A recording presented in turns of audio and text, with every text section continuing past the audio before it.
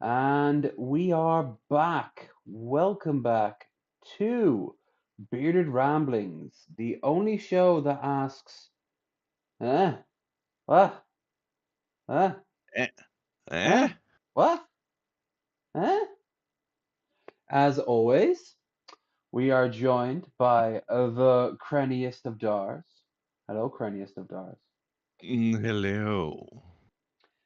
And we are joined once more by the face of V from Cyberpunk. Yeah, Oh, absolutely. hi, Ins0lence. Hello. You sound as tired as I am, but you're probably way more tired.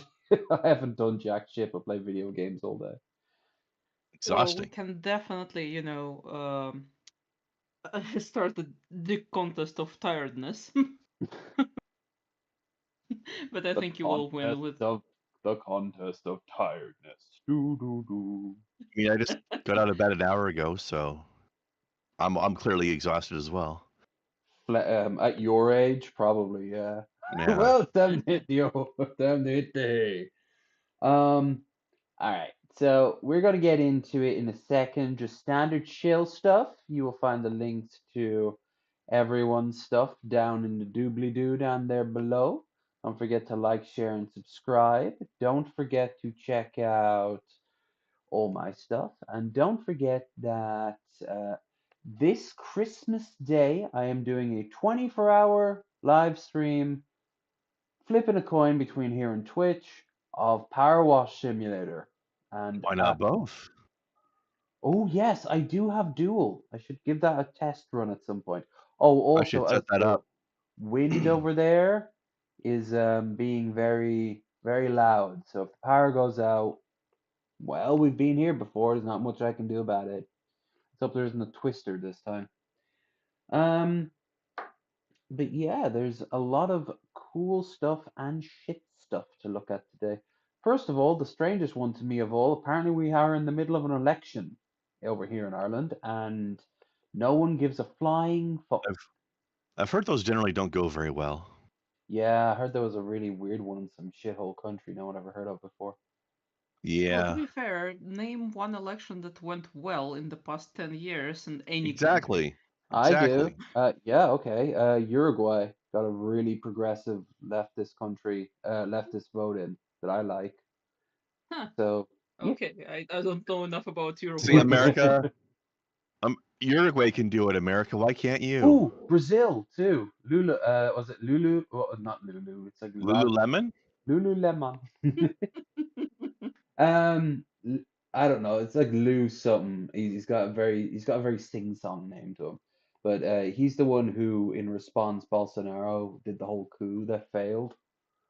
Um, oh, that one I remember, yeah. yeah. All right. So South America. South America is doing pretty okay for itself, kind of, which is a weird statement to have. But yeah, overall, not a lot of elections are going great. I think maybe Lithuania or Estonia voted in some kind of cool progressive people who don't like Putin, which is nice. That's because they're Hmm. terrified of, getting invaded. Norway's released pamphlets saying, what will happen if we go to war, and it's not fun. But over here, we've mostly been focusing on housing. That's the biggest issue. And as you can see, the election still hasn't been fully determined yet, but it looks kind of done. Looks like we're gonna get Well, another coalition government.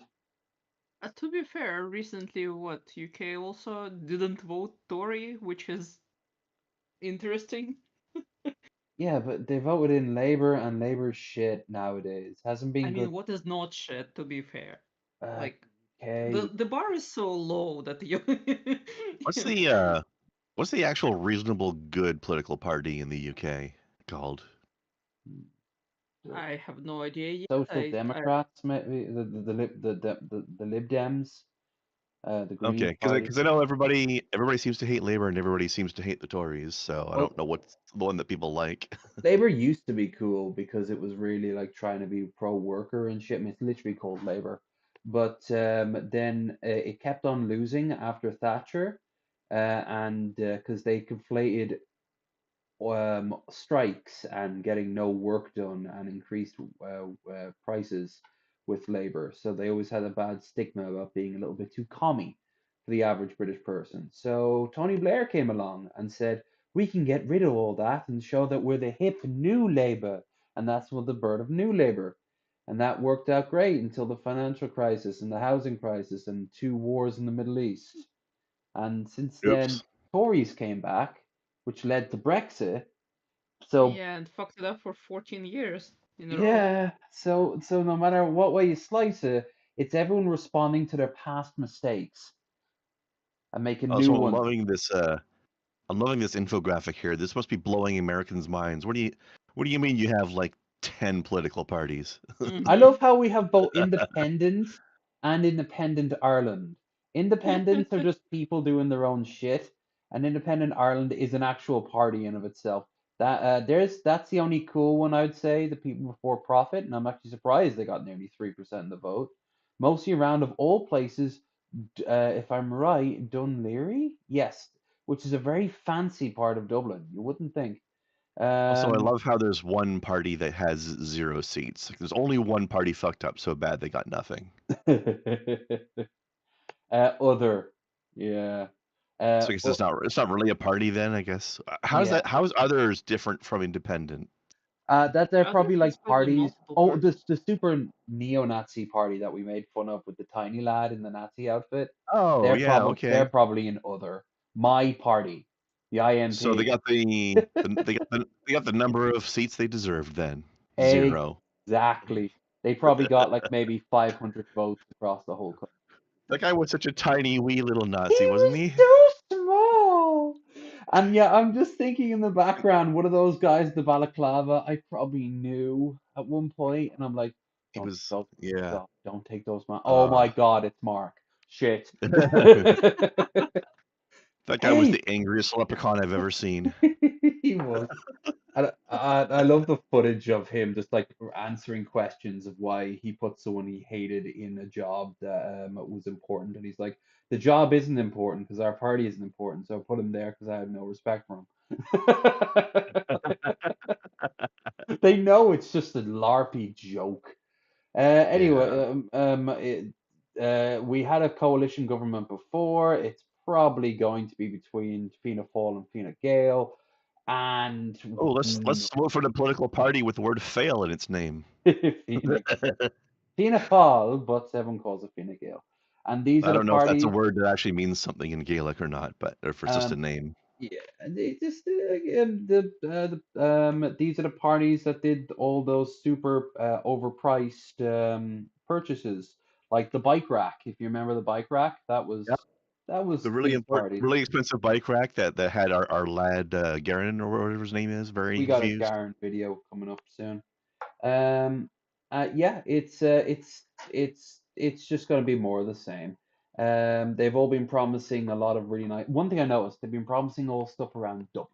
That's the main thing. The rest of Ireland exists solely to finance Dublin. It's like playing Final Fantasy VII, and there's just Midgar, and the rest of the world just finances Midgar, just pumps resources into Midgar. It feels like that in Ireland sometimes. Just Yeah, that's a hell of a city state going on in that world. yeah, it's it's Dublin.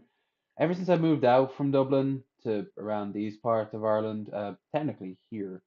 Oh, do you like that, baby? Yeah, do you like me to feel Sligo Leitrim voting area? We've actually there's so few people Stop, in these two counties that we've had to conflate the two. hey, Um, stop stroking the dangly bit. You're gonna get demonetized. Out of curiosity, do you speak Gaelic? only a few words, like because I didn't have to learn it. Primarily sláinte. Sláinte, although I always prefer like throwing in L'chaim and Scoil and Campe. Just get and of course we have two of our own, Andavar and Muscat. And Um, Gaelic is probably one of my favorite languages that I will never ever try to learn because fuck that nonsense. Irish is That looks hard as shit, yeah, it is. Uh, but it uh, sounds real cool. dia, and dia is hi, and dia Dwitch is hello. Slán is bye, and goodbye is slán lat. No, I got some of the basics down. I always remember in school, whenever someone entered our class, we were always told to say hello in Irish. And then when someone left the room, they would always say, Slán lat agus gur mahagut. Goodbye and please come again. Thank you. Come again. Yeah, basically a thank you, come again, yes. In Irish. Anyway, the vote won't go anywhere. Nothing will happen. It'll be more of the same. We live in a society. We sure Um, do. let's move on to something that has a little more meat to it. That's actually positive. Sex workers in Aaron? Oh, Belgium to access paid leave and pensions. They're getting all the equal rights as any other worker. I like Hmm. how as well you introduce this as something with more meat on it, and then there's a drawing of one of the sex workers who's very thickums. Yep. I like how the other one is just take care of yourself. That's She's very nice. yeah. Um, they now in hindsight, I gotta quickly screen and scroll down to see if there's nothing that might get us in trouble. Yeah. No, all's good in the hood. Yeah, so other countries, of course, have legalized same-sex marriage, of course, yeah, but sex workers for years. But Same-sex workers. same-sex workers, but they don't really have like laws to protect them on par with just any other worker. And Belgium's the first. Will be able to access Hmm. a range of employment rights, including health insurance, paid leave, and maternity benefits. New law coming into force on Sunday, which is today. Legal breakthrough also establishes fundamental rights for sex workers, including the right to refuse clients, nice, choose their practices, and stop an act at any moment. Hell yeah. Be able to receive unemployment support. Rules on working hours, pay, and safety measures will be introduced. So yeah. Nice. Mm-hmm. I was Oh, sure that Netherlands would do that first because they had talks about all this, all of the above, for the longest time. So, hmm. yep. They do have massive laws of do's and don'ts, but there's a reason why if you ever like saw documentaries or hell, if you ever went into a brothel in the red light district of Amsterdam, you'll see that they're very sleazy looking. And that's because it's trying to hide how cheap and run down the place is.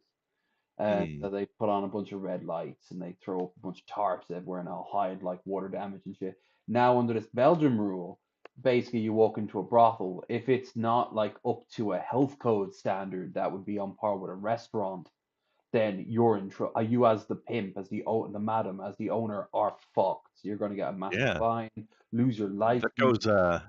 goes along well with the last sentence at the bottom of the screen there too. Right. Those employing sex workers must now Mm-hmm. legally provide clean linens, condoms, and hygiene products, and install emergency buttons. Ooh, Hmm. Yep. Hell That's really nice. yeah, that's so. Oh yeah. Now, under the previous legislation, hiring someone sex worker automatically made you a pimp, even if the arrangement was consensual. Now you have to apply for status authorization. They also, it's obviously to tackle human trafficking. Will it work? No. Like it'll still go through the cracks, but I imagine this is now. This is helped to clean up a little bit of those loopholes. And there's so many sexual metaphors I can use right now. I think this is generally a positive thing. And there's another sexual metaphor I could have gone down. I'm not. I'm too tired. I am too above those sort of things. oh, and you are no, no, sir. You are definitely too tired, but you are not above that sort of thing at all. True. I mean, I hated myself even as I heard the word crack in the situation leaving it. And I'm like, fill up the cracks. Come on, man. It's right there. It's right there. But no, no, you're just gonna let it hang. It killed you to not say it, didn't it? Just gonna let it all hang out, are Yeah, you? yeah. Okay, you just need to get it out of the system and tell us all the things that I were need to on get your out of mind. the system onto this topic's face and lower back and maybe tits. Yeah, it's all over. I can't stop. I think I've got a problem. All right. Um, here, That's okay, because Belgium has a solution. hell yeah. Oh, we're back to Ireland, as we got. Hey, We were there's just our lad. talking about. Yep. He's gone to a fancy restaurant for the first time in his life. Fine dining. This is the first time I was ever in a Michelin star restaurant. Everything was petite and classy, and I am very much not petite and classy. Okay, here I am washing my hands in a fancy restaurant. It's I do lovely and that. camel, lavender. Oh, look how shiny it is. It looks absolutely gorgeous. I love the little bag. So here we have one Sounds of the like the place is first busy main too. Ooh, look at that. I don't know what the hell this is. courses. I'll be honest with you, I don't really remember what it was, but there was truffle on top and some sort of a froth, which I was very skeptical of. But it was absolutely lovely. If you've never had truffle, it's like a business mushroom. It's like a mushroom that A has two business credit cards and a mushroom. side check. Every time a plate came Business mushroom. I never would have I thought mean, of it calling it makes that, sense. but it's so true. It does. I also prefer. I like when it's prepared. It can be called a business mushroom, but when you find it in the wild, The feral business mushroom. a No, what's that's a business casual mushroom. business Oh, nice. Yes. much better than the Also, quote. shout out to this sauce on his plate that is in the shape of testicles. Wow, tonight it's just all with the innuendo, isn't out, it? I thought, this is too In her complicated for endo. me, I'm going to hate it. But then it was lovely. I thought I was going to be starving after this, but I was actually a classy kind of a full after all the courses on the tasting menu. He This said was that my as a favourite one. joke, but I know exactly what he means when he says a classy type of full. Because you can get gassy type of full, and you can just tap out as a type Bloated of full. full. Yeah, Uh-huh. and then like when we had the Rubens and we all had the itis afterwards. Like Yes. but then there's this sort of full where you could have more, but you're fine. And you just are like, no, no, this is good. Yeah, it's classy full is not really full, it's just sated. Yeah, exactly. This crumble apple, I thought it was going to be shite, but it was the nicest thing I've ever eaten in my life. They also give you a wine with each course if you want. I hate wine and I still loved it. It was actually a great day out. I felt so cultured. Follow me. I'm delicious. I asked them in the chat here. Let's see if I got a response. Nothing. I Boo. wonder what that cost him. Yeah, that's. I wonder how much it cost, and did the person serving you have tons of schools tattoos? Because every time I go to a place like that, the server always has. It's usually a woman, but sometimes it's a dude, and they usually have like these huge, like massive tattoos going up their arms. Or one Yeah. guy was a Samoan and had one coming up the side of his face. Oh, they have cool tattoos. Oh yeah, But yeah, like how often are you eating out bougie like this, man? he's doing all right for himself financially. So I No, mean, if no, he's I'm asking you how often you're oh. doing that. Let's see. Last time I went out was sometime last year. I'm trying to think when. I think I went out with Feel Good actually. To a bougie Um, place? it was bougie. It wasn't a Michelin star, but I have been to a Michelin star place a few times. There. I'm not sure if the bougie place that I went to here last year was bougie, had Michelin star or not, but they certainly charged like they did. Uh, $80 meal. there's a. Oh, that's unpleasant. I was gonna take a girl out on a date around here, and I asked that like, do you want to actually like go someplace that's really like fancy? And we looked, and there's a right next to where our politicians are set up, our TDs. They basically our county council building is where they all have their meals, and it's this huge red brick old like customs house building that goes back to the 1800s, and it was like a mixture of like a surf and turf sort of place. So you got your steaks, but Mhm. you've also gotten some nice seafood there. And we never did, but we had booked a table, and the whole thing would have set us back about 70 to 80 per person. Ooh. So it would have Yeah, that. that's about equivalent of what I had that time. Yeah, Mm, so, it it would have was been there nice. was not enough food, but it was one of the most delicious things I'd ever had. Mm. Here, this is from you there, Crandar. Me? Best of Body cam. Listen, I'm sick, so forgive me for looking like this. And Fun also, thing is, I only this just saw is, the title I of don't know this. how I to haven't explain it. actually I watched swear it to God, yet. this is like probably the funniest body cam that I've seen all year. All year. We just watched this on Twitch, and I was like, we need to put this on the channel immediately. And here we So do are. it. Let's find out if this turkey is going to jail. I'm currently in a foot pursuit, male, about 2 feet tall, deceptively fast. He is pecking Deceptively at my fast. tire.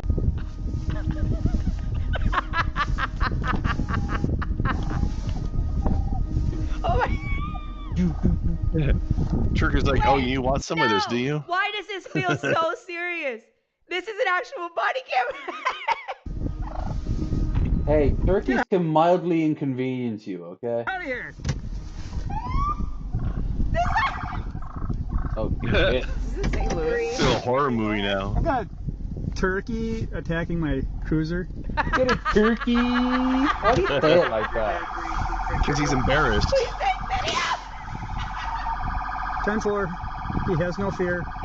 333 West 20.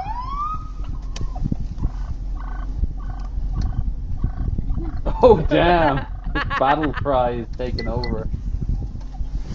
Wait. I am on every... Wait, question. If you guys were him, would you get out of the car and try to shoo the turkey? Or Fuck would no. you be afraid? Oh, why? I'm messing with that thing. You started with Why your would you most be afraid powerful of a attack. turkey?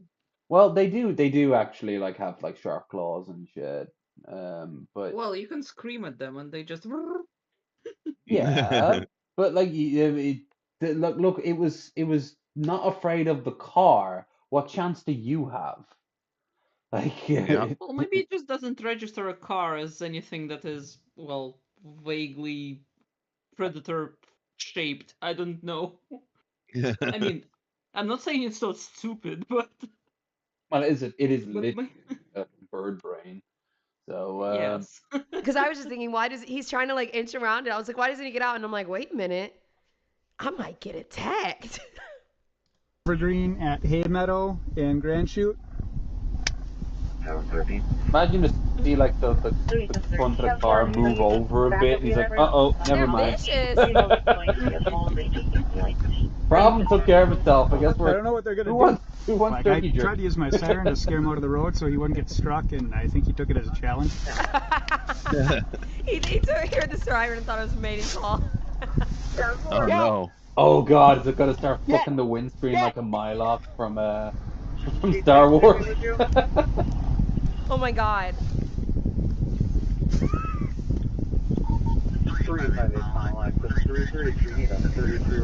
You know, based on this turkey's behaviors, the way that he's looking at I'm just fucking kidding. I'm just kidding. I'm not going to psychoanalyze the turkey.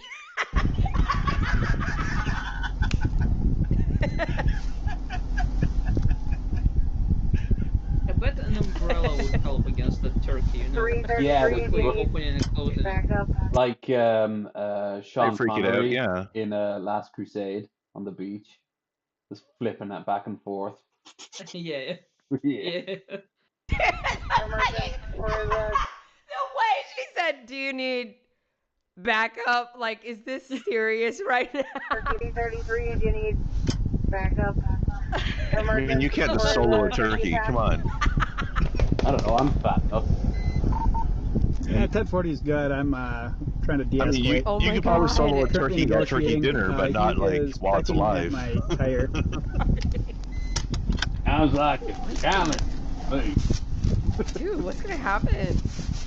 Oh my god, see the neighbors over here watching? I They're want to like, actually see the turkey. Come on. Yeah. they're like, is this officer having trouble with a turkey? Fast forward a bit, maybe. Yeah, we actually, it's not even our Bye. only. Oh, Oh, damn. Okay, I'll He's gonna do, oh, he's getting out. Oh, dude, this turkey is not a, go okay. here. Yeah, guys, he's trying to get the turkey out of the road too. Like, he doesn't want it to get hit by a car. Also, I would be would hurt the traumatized car, if I saw you know? a turkey just splat on the road on Thanksgiving. Yes, let's get the turkey out of the All right, road. not much I'm else on is board. happening, I guess. Yeah, and it's not even our only turkey video. Fair No. enough. Wow, I'm impressed that there is more than one. Yeah, I'm surprised too. It's post Thanksgiving. The crazy stuff will be popping up. Here we go. This viral TikTok shows Oh. a turkey in Brighton facing off against a parked car and leaving shit. some serious damage behind. turkey won. It was a shock for neighbors who captured part of the 15-minute fight on video. She is very dolled up compared to the blonde girl. My God. Like, did they only have a budget for one makeup artist and they all just focused on her and she was just told to take the stuff from home? I mean, As they're WBZ trying to be the story. anti-Fox News, and we're not going to all be news blondes. Her will have an interesting looking, pretty non-blonde. Police shows us environmental police investigated this case, and they think they know the turkey's motive. Turkeys terrorizing Boston streets. This video shows Yeah, the fuck big that bird car, that's scratching what. up cars along Cummings Road in Brighton. All sides of my Cummings. car were messed up, like completely Eh. scratched. Alicia Mastrioni works overnights at Boston Children's. The afternoon of July Mastrioni. 15th, she was on her way to work, exhausted, when she spotted a note on her car. We were already a little out of it. Saw the note, was like, oh gosh, someone hit my car. Until she read the note from a friendly Hey, neighbor it's who captured this you. moment. It says, I just watched and recorded a massive turkey attack your car for over 15 Oh, you can hear the minutes. TikTok Sorry you were the music target playing. of this turkey rage. Alicia sent the video to her dad He just laughed. and then her friends. My friends were like, no, you have to put this on TikTok. The video went viral, now with millions of views. The music choice meant for a situation like this. The only words in it are like, oh no, no, no, no, no. Yeah, is this like the audio descriptive for blind people? We know what's happening. Turkey violence is not uncommon. Turkey attacks in cities like Cambridge and Denham That have music made is headlines awful. too. If you are feeling Oh, no, if you want to put music to anything, just that picture of the turkey chasing the car, put like some really tense thriller music to that. If you are Yeah. feeling intimidated by these wild turkeys, you can call the environmental police, who actually showed up here to Cummings Road just moments after I arrived. But the rain had begun by the time they arrived, dispersing the animal, acting aggressively. But why? According to the environmental police, there They are don't like several to get reasons wet. why the turkeys could be acting like this, including that they can see themselves in the reflection of the cars, like this. The officer on scene Ah, advising neighbors to magic. make loud noises in Thank order you to for scare the demonstrating what a animal away reflection and is. cover their car. I was Welcome back confused. to it's a boring Thursday afternoon news. Yeah, seriously. We have Yeah, filler. newsflash: animal sees reflection of itself and attacks the other animal. I've never seen this ever before. Ever. All right. I've got one thing I was not expecting. I just saw something really cool. It's a sugar daddy shopping spree stream.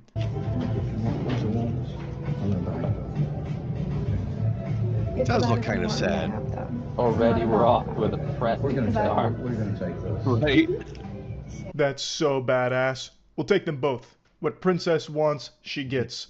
I'll just go ahead and take a little extra money It's so out of nice my that her grandpa grandkids' is Christmas. buying her jewelry. It's not even. He kind of looks like David Lynch a little bit. What the fuck? Also, it doesn't sound like she wants it. She's just mildly interested in it. Like, I don't fucking care. Yeah, whatever. You want me to you want me to buy it for you? Yeah, don't you? Yeah, I don't care. Yeah, sure. Cards this year. So this dude who looks like someone tried to create David Hasselhoff in the Soul Calibur character creator is the sugar daddy of this streamer, and she did a stream where he just bought her a ton of shit. He never covered Tila Tequila, dude. Did you show me? And he did that a lot. And it was funny because often their cards would be fine live. You have no idea what she does to him. Unironically, he might not know what he just did. He is old. He looks like he was around when they first invented Ancient chocolate. Charlie There's a good chance tradition. he forgot Gotta that he just increase bought you the this. speed of it. You shouldn't be taking him to the mall to just buy you a ton of expensive items. You should be getting him some fucking Metamucil. I've made fun of sugar daddies for a long time. I think it's one of the more pathetic things you can do. I have more respect for people that lick public toilet seats clean, to be honest. But seeing it unapologetically streamed here and putting a face to the title, it was just like a new level of sad. This guy throws on the leather jacket, puffs out his chest, and just starts buying his kitten everything under the sun in the hopes that she'll fall in love with him. Even though it's super clear from the stream, she's just using him as a piggy bank, and that's it. And even beyond that, it goes a step further. She's now streaming it, so using him not only as a piggy bank directly, but also as a prop for even more money through her stream. It's also not the first time she's streamed a date with the sugar daddy. She streamed like this entire outing of expensive indulgence, and it seems like she's got him wrapped around her finger. It is a coin block, and she is Mario just jumping and popping all the coins out as often as she can here. Thank you. No, I know. I've been wanting it for so long. That's what she said. Oh my god. Thanks, you grandpa. He is so happy that that dementia hits rich people too. Yeah. Now here's the thing, like I know that there are girls out there who will will do things for money and shit like that. Hell yeah, we just looked at some pro sex work stuff, but there's something like it's on par with the pay pig thing, you know. There's something kind of pathetic about this in my mind. But at the same time, it's harmless. I mean, I don't know if it's on par with the pay pig thing. I think it is the pay pig thing. It's the same thing. But they're not being like dragged through the car park with like a pig mask on and shit. I don't think the pay pig thing goes that far usually. Sorry, maybe sometimes. Yeah, to me it seems a little weird from the perspective like, as a woman, I think that it is a little weird to decide that your career path is finding a sugar daddy. Because is it like the best thing you can do is look nice until you can't? And I don't know. This to me is a little weird because I always wanted to earn money with my brain, and I am doing that and successfully. But yeah, for some people it is, I guess, a way, because what they're selling, to be fair, everyone who is working in any way is selling something. So those women are selling their good looks in some way. So, and they're selling basically also acting that they like that dude. So yes, for some people it's a choice. I don't like this choice. That's why I didn't choose it. But again, for them, to each their own. Yeah. Something like that. It is kind of harmless. You could argue that maybe like they're giving wrong messaging out to women and making. Oh no. I disagree with that a lot, because it is a way. It's a way that a lot of people dislike, and I hope that this old dude completely understands what is going on. That this pretty very young lady is definitely not in love with him exactly. But again, if everyone is happy with the situation, why not? No, I suppose. I do think that there is some like underlying risks to it and shit, but or like maybe some bad lessons that some people might learn out of it. But that could open up a can of worms of just like wider issues. But yeah, like for all I know, like this guy is. This could just be his kink. Like he could just generally find the whole idea of I suppose anyone here knows bimbofication, do you? Yeah. Yeah. It's that works both ways, because I've heard from dudes who like bimbofication, and there is a level of control and power and shit like that. And then the women, it's kind of the same thing, just in reverse. It's the dom sub mentality that's solely focused around money. But it is what it is. Tubes, you know, it's hard. It's hard. Oh my god! That little glitch in the footage seemed like something straight out of a horror film, like the videotapes from The Ring. But yeah, he'll spend oodles of cash for a quick peck on the lips and a brief hug, and she'll usually laugh about it, look uncomfortable, and then show off the items to the chat. Now, I watched some of the date stream she did with Terry, and I watched some of this shopping spree stream as well. She actually treats this guy like she's taking care of her senile grandfather. She's helping the customers that are buying shit. He said, where does she go? To the people that are helping the customers that are buying stuff, like it's her job or something. I'm gonna start asking other people's boyfriends about my shit at this point. Love you, Terry, but come on, bro. A little peek behind the curtain there. Who could have seen this coming? She doesn't actually care about Terry. What? Oh, no. That just shattered my whole universe. Who could have imagined? Again, I also can't kilo help to but just kilo. be in awe of her Wilder. gluttony. He just bought her some expensive shit, and now she's like, might have to just start asking other people's boyfriends to buy me things. Tick-tock, Terry. Come on, you're awfully she's a slow here. Let's get this user. farty sharded. I'm going to need more expensive items. I haven't had my fill yet. I'm not satiated. Terry, you might want to really start jogging over there and get her attention so you can buy me more things. You're talking big game, and then we get onto the field, and suddenly you're underperforming. Which is fine. I'll pay for my own fucking bag, but I'm gonna leave it a fucking bag. I love you, but. Do you think that they fuck, or do you think that she just keeps pushing him that promise back further and further? Oh, Probably that they one. they probably just fuck, but as rarely as she can push it. Yeah. Maybe that too, yeah. Maybe she gets. Ooh, maybe she like gets like super smashed on his yacht, and then she's so shit faced like I don't care, do whatever. That doesn't quite scream endless romance, you know, to me. That sounds more like, hi, have you ever thought about therapy? You know, like you've got all this extra money now, I suppose you could always look into maybe going to see a therapist and doing the things while you're doing. And what you said earlier there is one thing I think maybe you misunderstand about these sort of women and men, because you know it happens in reverse too, is there's no long game plan here. Every day is just when's my next shit? Give me my things. I want to look pretty, whatever. I want to look. I want you to look pretty. I want to look pretty, so I get stuff. Give me my stuff. I want my stuff. And eventually that will end if it's solely going off their looks or the fact that they're aiming for older guys. But they don't have really a game plan after that, usually. They don't think that far ahead. And when it comes around to them, they better hope that they, on the process of doing this, had a side hustle that actually turned out to be someone that they loved and fell for, because then they'll be left with no one. To be fair, it feels like they are usually trying to get as much money while they can, and yes, it is.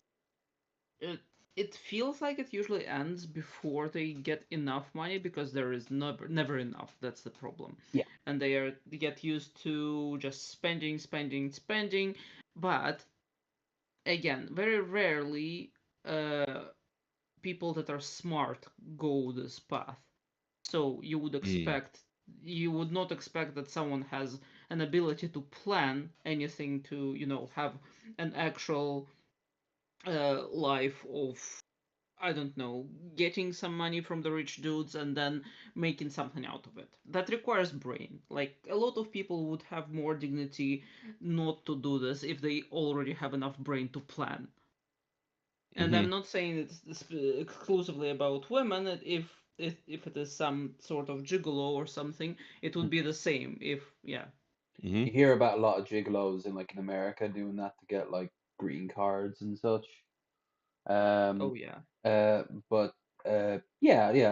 I'm actually on the topic of America, and Nicole Smith would be a good example of that, I suppose.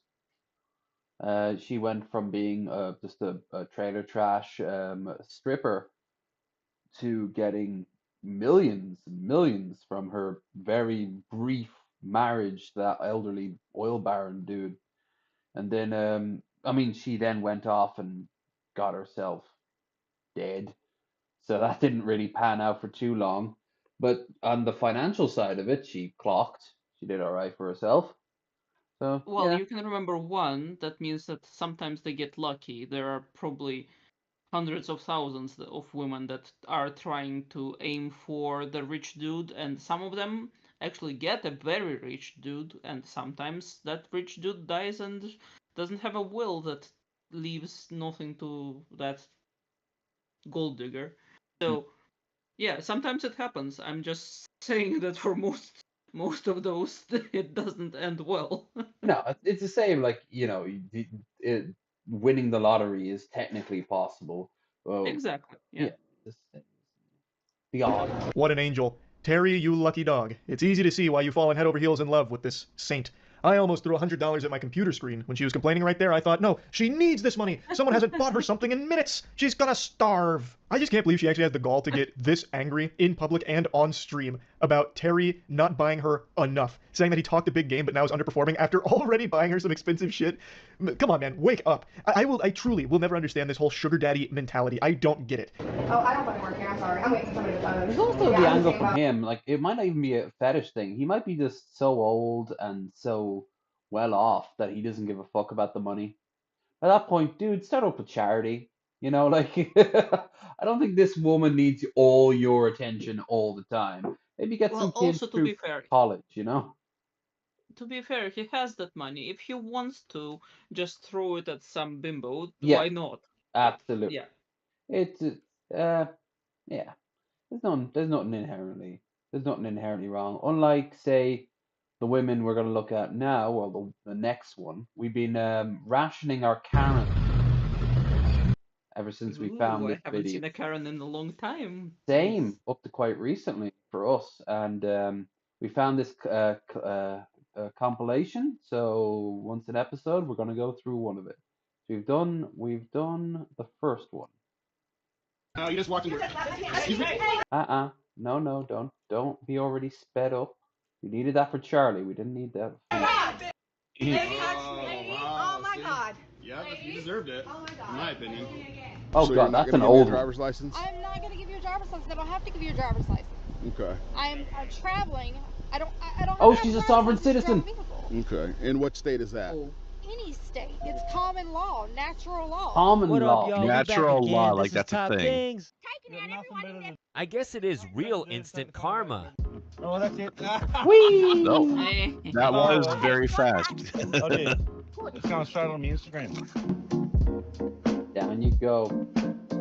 The water didn't even reach the target. Oh my God, Karen. It is just Christmas lights. Be clear about your boundaries. If they are being Hate that intrusive AI or shit overly out of critical, my fucking politely ear. but firmly let them know what is acceptable behavior. We're in violation, So when and you're- you have ignored the emails that we have sent you and the complaints and the voicemails? Yeah, So I'm just taking to be matters clear, into can my I- own can I just hands be clear here because for a you are second? being negligent Can I- and not following can I the just be orders. Homeowner associations give bored Karens and racist chud dudes who end up shooting black people a chance to be like fascists at home.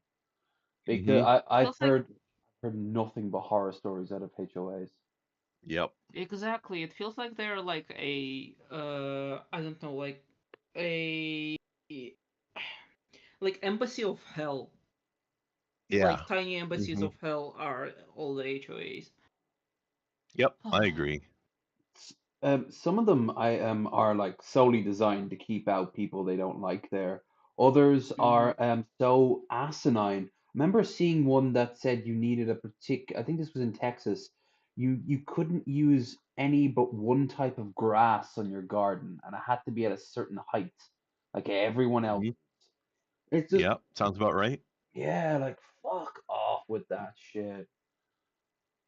Clear for No, a you second? cannot be clear. I've made myself extremely clear. I don't know who you think you are. I'm just a regular person that you're just coming onto my lawn and stealing stuff from. I am the I'm just HOA an president. innocent That's who I man. am, and I Are have you? every right to do that. What? Yes. I didn't know that because you haven't Of course mentioned you that don't. like Do you ever 35 attend any of times. the meetings? Do you even have a clue what you're You've doing? mentioned you have mentioned it like 85 times. Right, and you Not still don't read know the who I am, and you're still 17 challenging my authority. So why don't you go back to bylaws your that we place have and when you take a look first at the moved in handbook here. and see Alright, if you this is what's violated So gonna therefore, happen. I'm here to Give me the break the light law back, because I feel and like it. then- I'm called For stealing your shit. violating them, and I'm confiscating. Give me my That's lights exactly back, what I'm seriously. Nope, Yes. that's not what I'm saying. Give me my lights back. Give me them back. Stop it. HOA is Give me the superior lights to the back. laws Let of them the go. United States. Look, Oh, sir, do you there want it was. help? Classic Karen scream. Classic. They always think that scream. That and my husband, or they start calling out for their husband's name. It's always, it's so pathetic. Like, ladies, at least break out your mace. You know, go on the attack yourself. Don't look for a big strong man to do it. If No, you're no, go- let's not encourage Karens to go on the But attack, they'll actually. fail harder and then go to jail, and then we'll see less of them. Yes, but then people got maced or kicked it or something along the way. Let's not do that. They can get themselves in jail perfectly well on their own otherwise. You know, a little weird too that some people are allergic to capsaicin, which is really basically a death if they're Yeah, maced, that's so- Also, it's America, so they might be reaching for another thing inside their pag, and it's not me. Yep. Bugs or a business card? Yeah, don't the reach into your choice pag. is yours. Just taking care of people's bugs, sir. What do you mean bugs? Spiders, Ooh, ants, mail? roaches. What company are you with? Hawks. Hawks? Yeah. Why don't you have a business card? Because I'm just a route manager out here. Get the fuck out of this neighborhood, dude. You don't have, you're not allowed to just walk around people's private property. You're not allowed to. He sounds like, a Daddy Derek. You don't have an appointment. Sorry. A little bit. Why you're so angry, sir? I wish I You could don't have an help. appointment to be on my private property? What? He's driving everybody crazy. You're the only person. All of your neighbors were really nice. You're the only one that's acted like this. Back up. Back up. You interrupted my business. I'm sorry. You're not. I was talking to that male prostitute over there when you You've interrupted been me. cussing at me, using God's name How in vain. dare you. I don't know who's the jerk here. It's not against the law to cuss. You're right. It's not against the law to knock on the door. Yeah, it is. We will call this clip Oh, yeah. Let It Roll. This lady's last disability one. escalates to a whole new level. So if you have to put me in that very last Good spot, old- and I would just good walk old in, that's fine, airplane. but I think the captain, can you help me Yeah. with this and throw that wherever? Well, I mean, but We almost had one of them flying back No. from Just Maybe go, last time. just leave. I mean, just go, take off. I'll deal with it afterwards. well, we're not going to have this chaos in the air. Oh, it's not chaos. It is. Well, I'm hearing impaired, so I'm sorry if I sound chaotic. Okay, here's the Yeah. son and your dad Somebody's together. Somebody's using God's name in vain behind me. I'll be quiet What? and I'll just sit here. Oh, I'll she's just sit here religious and be and quiet. hearing Can impaired. you Great. please help me? I can as Because soon we as can't. No, I Yes, will. sir. Can you please hold me so we can go? Why does the flight attendant give a fuck about what anybody's saying about God behind you? I am not trying to berate you. Thank you that hit my foot. You hit my foot. Wow. Gotta get that Driver parting Karen shot gets in served there, eh? Instant karma. Yeah. Again, what they need to have the last word so much. Like, you gotta wonder how little power they have in their own lives. If that's usually the case. Yeah. All right, let's go to the main course of tonight. Good old Adam Sutton normally talks about crypto fails and weird projects that go nowhere that are just money laundering schemes. But he put out Problem with Warhammer 40,000, which we'll look at in a minute. And look, it's right us down there in the side. Whoop, whoop. He does some great stuff. Absolutely love him. Very anti-Elon motherfucker. Hammers. Now I've watched this, and I'm gonna say just off the bat I agree about 80% of what he says, but I do have some grievances. Just one major grievance right at the end. Okay, not really.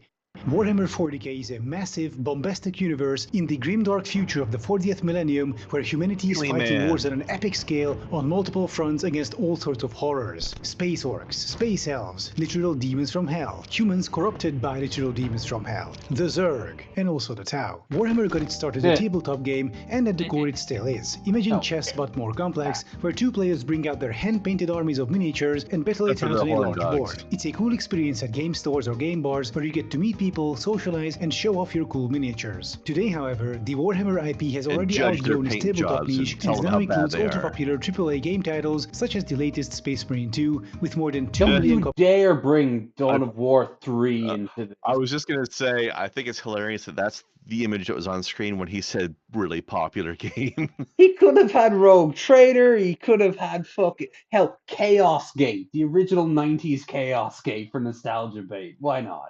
Right. Copies sold worldwide. But the Warhammer IP has not been without its controversies. We now have gamer-gators accusing the parent company Games Workshop of turning the game woke. Surprisingly not. Oh, there's Sargon. By introducing into it the most absurd creatures of all. No art, women.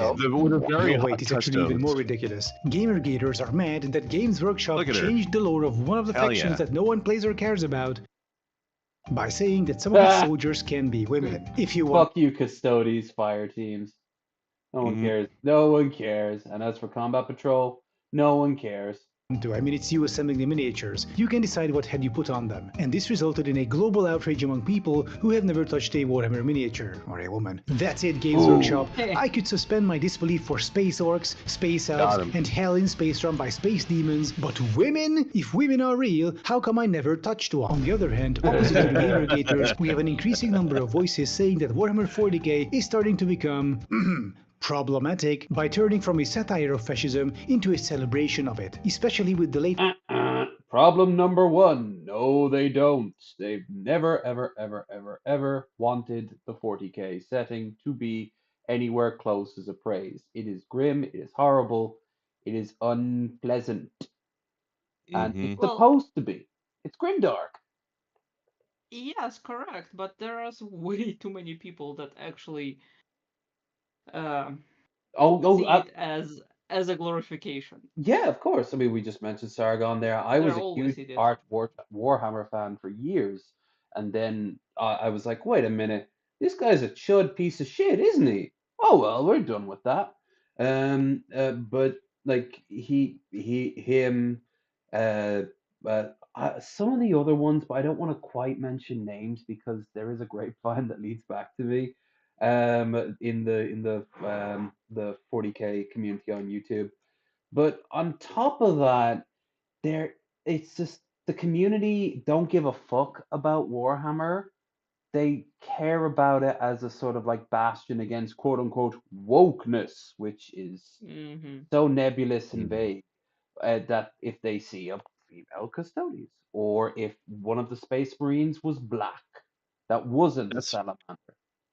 That's been part of the D&D grognards on Twitter complaining about the way D&D is going these days. Is one of the complaints is not just that they love their old THAC0 and stupid shit, but also it's too woke now. Whatever that means. It feels like people that are of that kind just will find what to call woke, whatever. Yeah. It's not about like the topic may be okay or maybe not okay, but if they want to well, just bitch about it, they will call it woke. Yep. What do you mean orcs are cool now? Have you seen on Steam? There's a very lame attempt to create an average, like a very common comment and review on games, where it's like, does it pass the DEI woke test on any game? So some right-stud motherfucker who's probably never sniffed a woman outside of his mom's hair at 35 will write up all the lists of like a game. Let's say he's playing something that on the Mass Effect, right? He's playing Mass Effect, and he'd call that woke because there's probably a list of like things that he wouldn't like about it. I know. You can make your character black. That's woke. Pronouns. Fucking pronouns. Yep. So those people will make up those lists, and then they'll immediately get blocked by Steam moderation, and you have to fuck up really bad to have Steam block you. And then they'll use that as a piggyback, going, "I'm being oppressed. I'm gonna go on to Twitter," because now they can do that over on Twitter. Which is their home now. Right, Yeah. It's where they belong. And ours is blue sky, or at least mine is becoming blue sky. Make your way over there, kids. Latest Space Marine 2 game. Gamergators counter this by accusing such critics of overreaction. It's just a game, you're taking it way too seriously, nobody wants to be additional space Nazis, you guys need to chill the fuck out, they say. So what's going on here? Do Gamergators have a point? Is Warhammer turning woke? Or are the critics correct here, and Warhammer is indeed turning into a celebration of fascism? To answer this question, we need to talk about Starship Troopers, the subject of much online discussion as of late. Now please hold that thought for a moment and let me pay some bills. You might have noticed that the world is kind of going insane at the moment. There's a little ad thing there, so we skip on ahead. Boop, boop, boop, boop, boop. Beat me. Starship Troopers is in many ways the predecessor of Warhammer, being one of the trailblazers. Sorry, Adam, we love you, but we are stealing the shit off you today. hard science fiction. Wait, Its setting Warhammer is also chest, similar to eat me. Warhammer's. We have a sort of centralized, militaristic human empire called the Terran Federation, battling it out with various alien species, including giant space bugs. Much like Warhammer, Starship Troopers grew out of an original niche IP. With Warhammer 40k, it was the tabletop game. With And Starship Troopers, Warhammer it grew was a out book of, which later got adapted out into of series, movies, and games, No, making right. the IP transition from Ideas niche right to the from it. relative mainstream. Now, tabletop Warhammer is very different from video game Warhammer, Space Marine 2 in particular. And in the same way, there is a big difference between Starship Troopers, the book, and Starship Troopers, the movie. The 1990. All right, again. Yeah, one of them knows how to use capital letters, and the other one doesn't. Also, I don't think suns would make good parachutes. You'd burn up. How do you even Yeah. attach ropes to it? That will bring the left and the right together to attack the actually guys, the lamest you go. people on the planet. I don't like how he used Space Marine 2 as example for that when he should have shown Rogue Trader, which shows the Imperium at its shittiest. You get both. You get the lawful Have good. you finished the game, by the way? No, I have not. Oh my god, your statement is probably more true than you even think it is now. Let's just say that.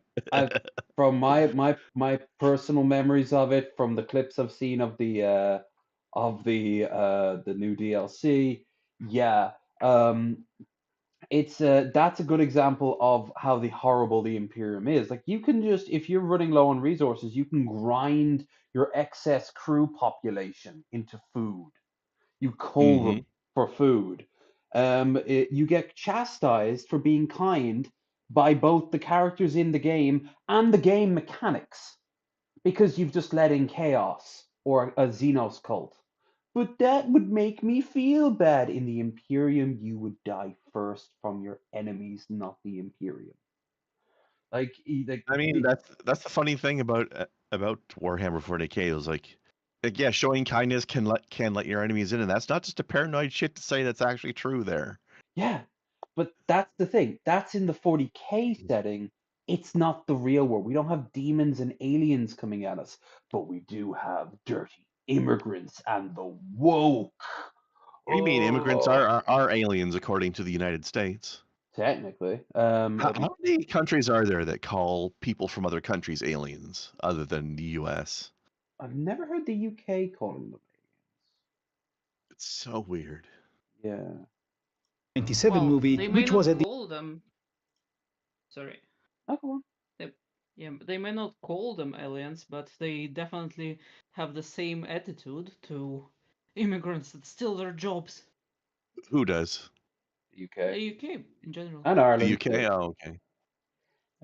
And like any immigrant group, there's a good chance the immigrants are doing better jobs than the native workers. That's why they get hired and the natives don't. Yep. You know, there's like that's the standard race that Tucker Jobs 101. You know. The center of that god-awful discourse. The Starship Troopers book is rather jingoistic. Some people called it fascist literature, but I don't really agree with that label. The book is militaristic, obsessed with toughness and masculinity, heroism and honor, but it's otherwise not covert fascist propaganda or anything. It was written by a former soldier at the height of the Red Scare and McCarthyism in the 1950s. So as far as I can see, Starship Troopers is really a product of its time. It's still very right-wing, idolizes the military. In fact, in that world, the only way to gain full rights as a citizen is through military service and so on. But is it fascist? No, it's just 1950s right-wing and jingoistic. Imagine a sci-fi universe created by an ex-military boomer who has a Clint Eastwood profile picture on Facebook and who can't shut up about how back in his day everyone worked 26-hour workdays 10 days a week and no one complained, as opposed to the weak and entitled generation today. Military service should be compulsory to teach these soy latte drinking weaklings some discipline. But in person, the guy is nice to you and always offers you beer when you come over. That's the overall context of the Starship Troopers book. And I know people now like keep that. in mind, while the book itself isn't fascistic, the Terran Federation in it kind of is. And the values of the 1997 Starship Troopers movie are in many ways the opposite of the books. The director, Paul Verhoeven, grew up during the Nazi occupation of the Netherlands and didn't really like fascist, hyper-militaristic ideologies for obvious reasons. So he proceeded to subvert our expectations. Not with medieval anti-air railguns firing tungsten rounds at Mach 5, but by turning the Terran Federation, the Starship Troopers, into a satire of jingoism and fascism. While the book depicts depicts the Terran Federation's campaign against the bugs as a heroic struggle, the movie portrays it as a hopeless war started on false pretenses, fought by a bunch of propaganda-addled macho idiots marching into certain death, where instead of heroic acts, glorious sacrifices, and cinematic last stands, you just get torn apart by giant bugs. I mean, the whole reason for the war is that supposedly bugs pulled a Javier Milei and destroyed Buenos Aires by launching an asteroid from a different solar system towards Earth. If anyone is getting Iraq War, Saddam Hussein has weapons of mass destruction vibes, yeah, you should. The bug's home system is tens of thousands of light years away. Even if they somehow managed to precisely hit Earth from such a distance, the asteroid would have taken millions of years to get there. So no, the bugs could not have done it. The whole asteroid business also begs the question, if the bugs can pull that off, why don't they keep doing it once humans attack them? Because it's all bullshit. The asteroid was an accident at best and a false flag operation at worst that got blamed on the bugs to keep the war machine and thus the military-industrial complex occupied. In the end, however, all humans Asteroids don't destroy major cities. is getting a bunch of soldiers murdered. By the end of the movie, we see literal child soldiers deployed as the Terran Federation is running out of regular troops. And it's not like the bugs are a threat to humanity. They aren't like the the Tyranids, actively trying to eat humanity. The bugs are on the other side of the galaxy and generally don't bother you unless you bother them first, which humans did by settling on the bugs' home planet. During the closing scene of the Starship Troopers movie, if I'm right, they settled them, it was like Mormons or Amish who didn't like living in the Federation, and they headed out towards the stars, and the bugs just saw them as a threat and attacked, and then the Federation was like, free war! You know, that's kind of the low-key hint at of the war, why it started in the first place.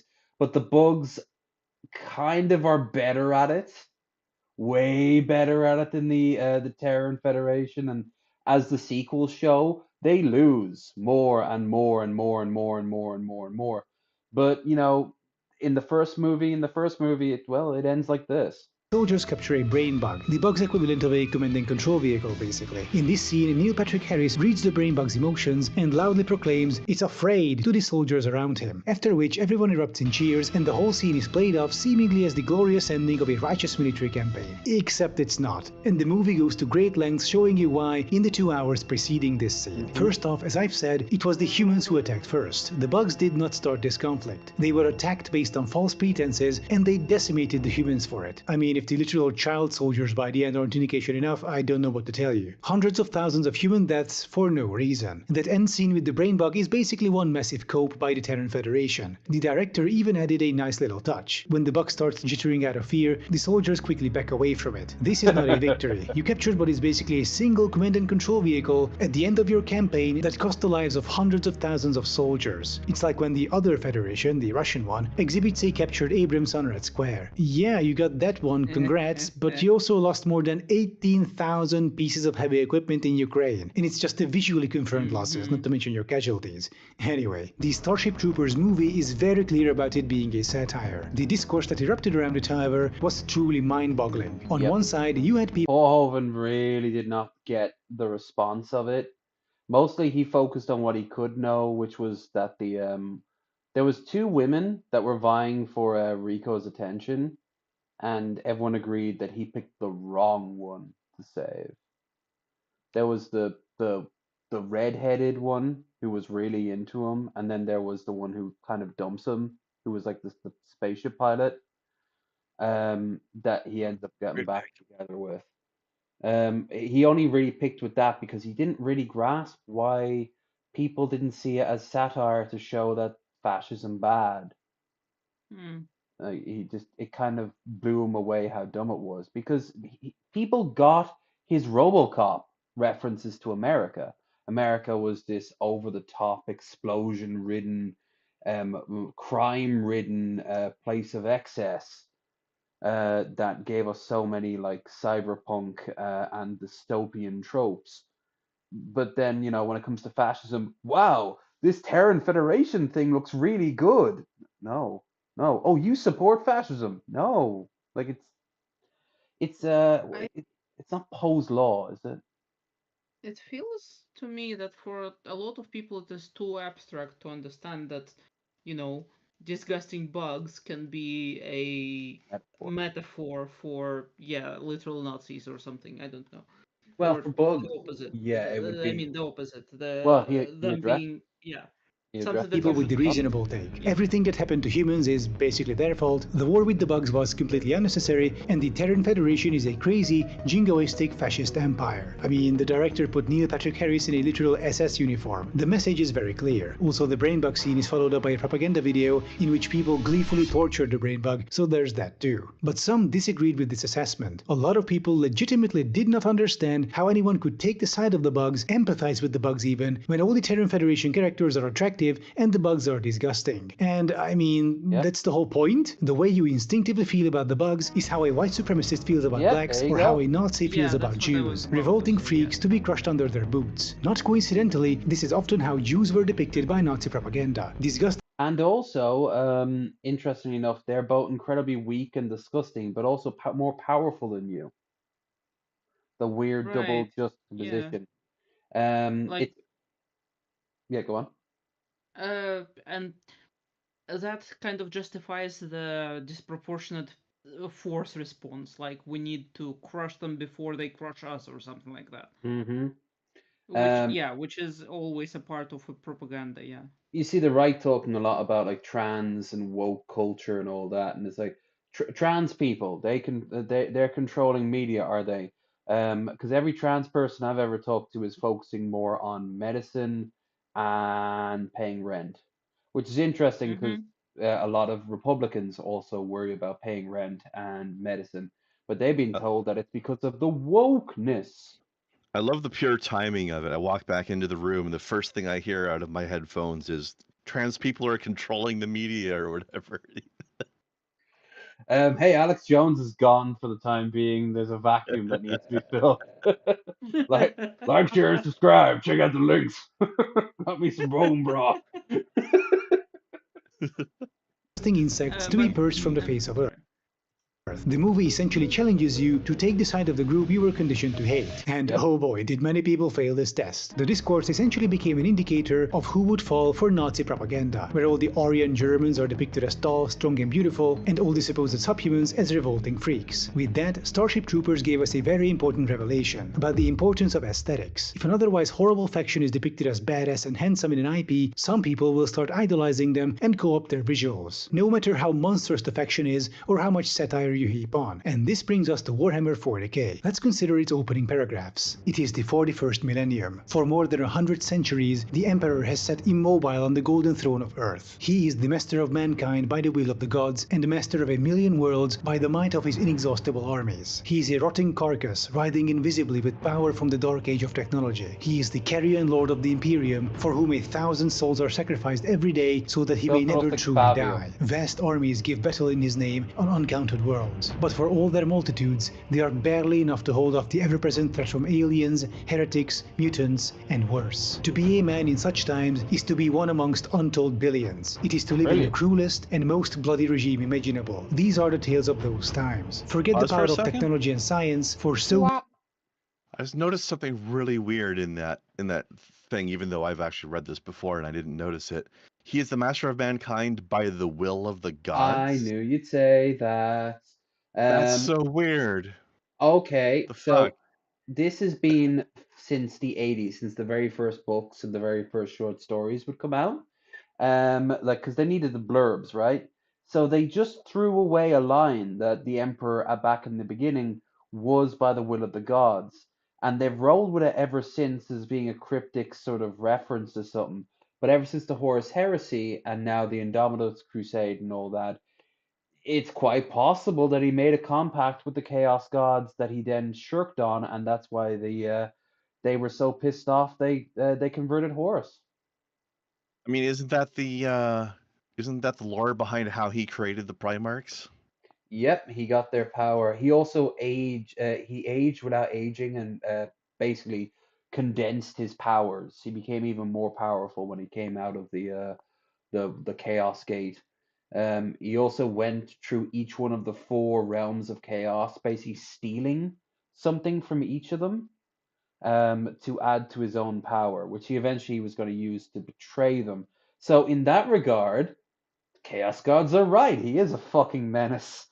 But at the same time, they're the Chaos Gods. Yeah, but you know, being a menace against the Chaos Gods is okay with me. Yeah, that's why I like the Necrons. They don't like the Chaos Gods either, or the Nids for that matter. I mean, it's 40K. Nobody likes anybody else. It's kind of hinted at that the Tau and the Eldar are kind of okay, like really okay, to the point where some have argued that maybe the Tau and the Eldar might have been like the Eldar might have helped create the Tau. I find it hard to believe that the Eldar are okay with anybody. I believe that the Tau might be okay with the Eldar, but I don't believe the Eldar are okay with the Tau. Yeah. Has been forgotten, never to be relearned. Forget the promise of progress and understanding, for in the grim dark future there is only war. There is no peace among the stars, only an eternity of carnage and slaughter, and the laughter of thirsting gods. The 40K universe is a rough place. It's basically war and suffering turned up to a ridiculous level, and it kinda works. Warhammer 40K manages to straddle the line between epic and silly, nailing the perfect ratio of the two. And this works really well for the board game. You both bring out your armies, you spend 200 plus hours painting, one of you fields Chaos Marines, the other Astra Militarum, I got and the you audio duke it book out of in it, this and the guy he starts every chapter with the narrator in an orc voice getting increasingly more annoyed at not knowing what chapter number it is, so he starts making up. but epic setting, having lots of And it even breaks character at one point. An Imperial Guards character just cuts in and goes, "I'm sick of the orcs making this mistake. It's chapter 21." fun in the process. This over-the-top horrifying universe is a great niche for tabletop games played by nerds, including yours truly. But what if you want to make a universally appealing AAA video game? How do you implement this idea that everything in the grimdark future is horrible, the soldiers are brainwashed drones dying for nothing, and that the wars you fight are completely hopeless, and all of you are essentially doomed? How do you make an enjoyable AAA game around these ideas? Games Workshop thought long and hard and decided that they'll just kind of forget about most of the grimdark stuff. The Space Marine games, while containing hints of the absurdity of the Imperium, are for the most part made to make the player feel like a cool, epic, badass war hero soldier mowing down thousands of enemies without breaking a sweat. And with that, Games Workshop has made the biggest mistake possible when it comes to depicting fascists. They made them appear cool and badass. And yes, here's my problem. Again. Sorry, Ins0lence, go on. My problem with this is that game developers didn't sign to be the people to bring the morale and correct anything. People should be able to decide for themselves. And okay, if it is a game that is told from perspective of, let's say, let's simplify it, Nazi propaganda, everyone will be looking cool, and it should be perceived okay. It doesn't mean that person should change their views to think that Nazi stuff is okay. It's like if you think about that, then the worst game in the universe would be Postal 2. It was pretty bad. Yeah. Well, yes, but it was still fun, you know. Yeah. Nobody took it as a moral lesson. Yeah. No. Yeah, it shouldn't change anyone's morals, and they're just video games. Yes, exactly. It's not you real. absolutely can play as a Nazi and enjoy it, and not be a Nazi Hearts because of you play as a Iron. Nazi. And like most people, I main Germany. And when I play Germany, I don't go down the communist route or anything like that. I go pure evil, and I underline evil. I don't even have the Axis. I take over the world. I picture this idea of this grim, slow slog where the evil guys win. And it's because why not? It's fun. Yeah, it is fun. It's fun to. I played Dungeon Keeper, and you're literally playing as a bad guy. Like I played I love playing I love playing Dungeon Keeper.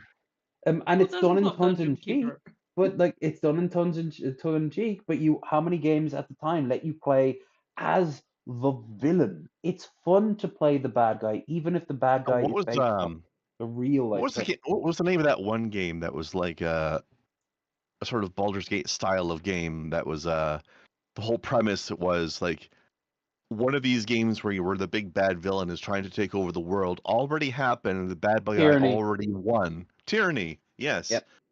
Tyranny was very interesting that way. Also made we're by going to make a Paradox. sequel to that because they really set one up. Yeah, and they also rushed it near the end of it. Like the project didn't have as much. Yeah. didn't have as much respect as it deserved. That was a But great. very rare. What's the Mandalorian Mandalore game? Yeah, but it was a very rare game that does that premise. Like the game starts with the bad guy already won, and now you work for him. Wolfenstein is a great example of That too. Not just the old school games, but like the modern ones, New Colossus and Yeah, that was kind of along those lines too. Yeah. yeah, like you saw the world after the Nazis won, and it was the only game that I've ever known to have the balls to show a concentration Yep. Man, camp. it's a good series. It's too bad they never moved the series forward until we got to play BJ's Kids. That could have been cool. Mm. Shame they never did that. Hell, you know what I liked? Do you remember the Resistance games? I didn't play them, but I remember that they existed. I don't think I know what that is. They were for the PlayStation 3 very early on, and it was a series of 3 games about an alternate version of the 50s and 60s where aliens, these strange aliens, come out of Siberia and they start attacking and conquering and twisting humans into like becoming like them. And it shows America. It starts with America getting invaded by these huge spaceship things over like San Francisco Bay, and it's just this huge firefight that, frankly, I don't think the Modern Warfare 3 did justice in comparison, because there's something so menacingly about it, about like the enemy being so much more advanced than you, and you're trying to fight back, and you don't feel like a badass. It doesn't matter how many people you're killing because you're killing your own kind because they've all been. It's like a zombie apocalypse. They're all these sort of like demon, like insect. They're called chimera, and they're monstrous, like the Borg mixed in with the Tyranids. And it's so well done. And here's the thing: I wouldn't want to visit that world. Humans get fucked up. The same with the Dead Space world. Oh yeah. It's like I don't want to go there, but I love playing it. It's a good setting.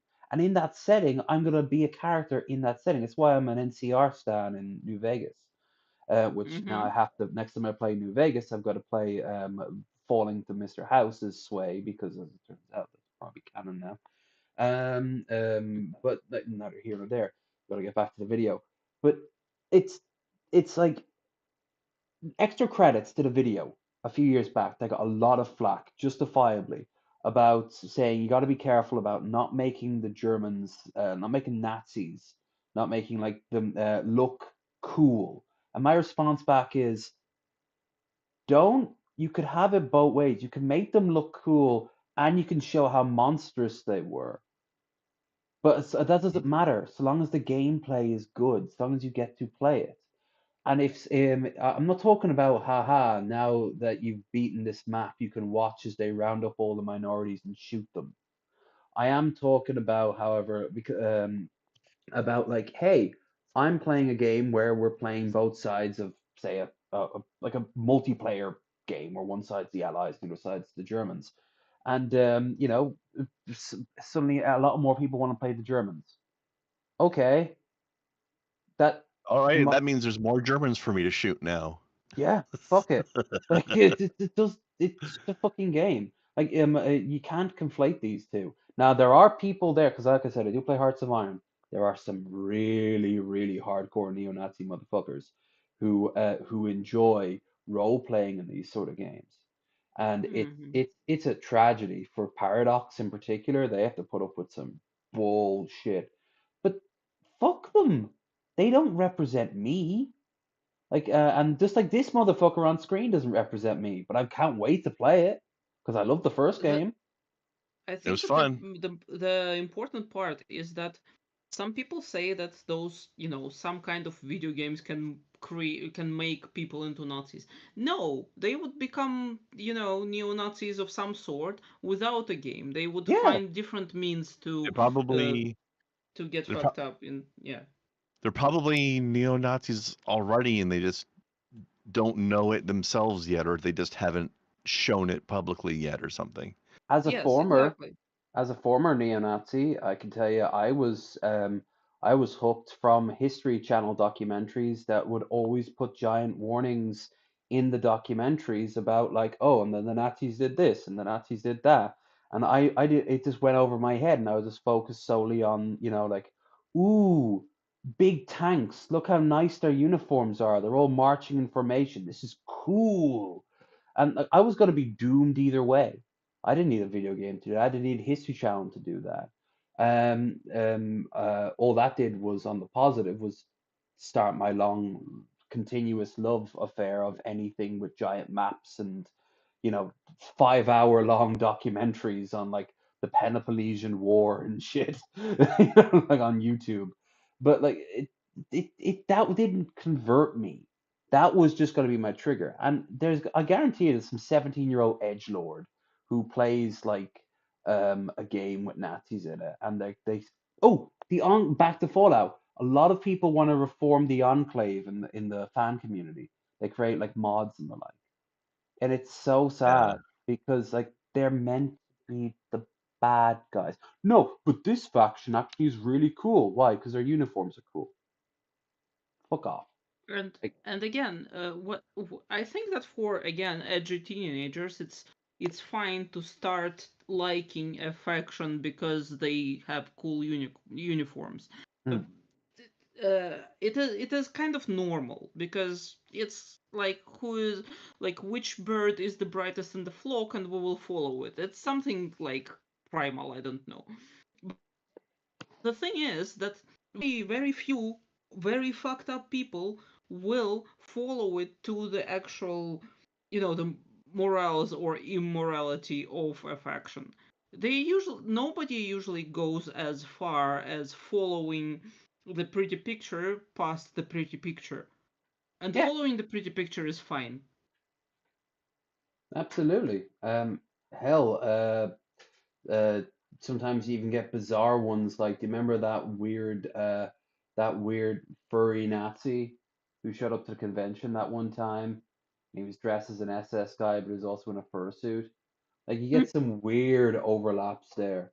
It's just these people are going to convert anyway, and this isn't gonna this especially because GW can't afford to have those sort of chuds be like their demographic. So they would never let this. Space Like, Marines are what Adam's something saying is kind of unfortunately, like, a lot of people do think, oh no, we have to take steps to stop this from happening. You won't. It's gonna happen either way. fascists. They're It's turbo gonna be a space lot Nazis who smaller. will turn you into minced meat if you say something they deem heretical. Atrocities, purges, and genocides are just par for the course for them. Andrew If your Tate service made to more the Imperium Nazis means than mowing GW down ever 10,000 civilians because there might be heretics among them, so be it. You're murdering women and children without any second thought or remorse because you are a mindless drone bred for combat, and that's just what it's like to live under the cruelest and most bloody regime imaginable. If you doubt me, I invite you to check out the episode.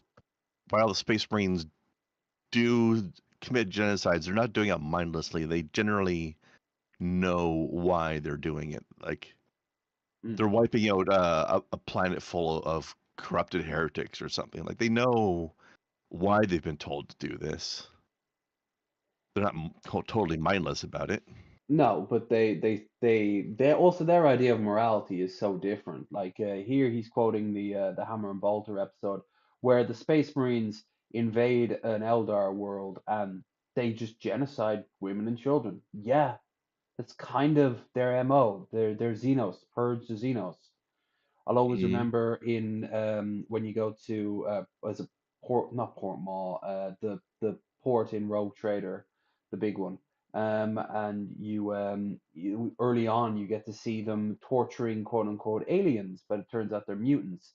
And the moral of the story is here two things. Number one, kill the mutant, don't torture them, and two, kill the alien, don't torture them. It's not a matter of torturing them. Every second that they exist is an insult to the emperor. So that's the guy who was promoting that shit. His sin was that he just didn't kill them outright. Like, that's their idea of morality, and it's fucked up by our standards, and that's why it doesn't work in our standards. That's why anyone who's like, oh, uh, uh, Trump, God Emperor Trump, or Sargon talking about how like the Imperium has a lot of good points, and Arch saying the same thing. No, it doesn't. It's not meant to. It's stupid. It's very stupid. And some of it makes sense within their framework, but does not make sense in our framework, Or in our even in with the way theirs. our world Why is. it's falling apart. Sometimes it does, sometimes it doesn't. Yeah. Well, in my opinion, there is one more problem about that. A lot of people are stupid and very prone to propaganda. You can see that currently in Russia, that And they have America. been. Well, I know, like, from experience that for some years the Russians have been fed the idea that Ukrainians are Nazis. That's why it's fine to kill them and Yeah. you need to hate them. So it can be a weird thing to get to that route. Well, and what is described here, like so Krender said that the Space Marines are not exactly mindless. They might be acting inside their morale that they've been fed. It may or may not be right. So that's kind of another Yeah. thing I to mean, think about. they're going to be following orders as well, and they might not Oh yeah. know the full information behind the orders they've been given, but most of the time it's going to be like, wipe out that planet because they're Xenos that are Xenos, going to yeah. attack us, or they're cultists. It's a colony of heretics. So we got to wipe them all out. They'll wipe them out if the ecclesiarchy says they don't follow exact scripture and the chapter is very religious.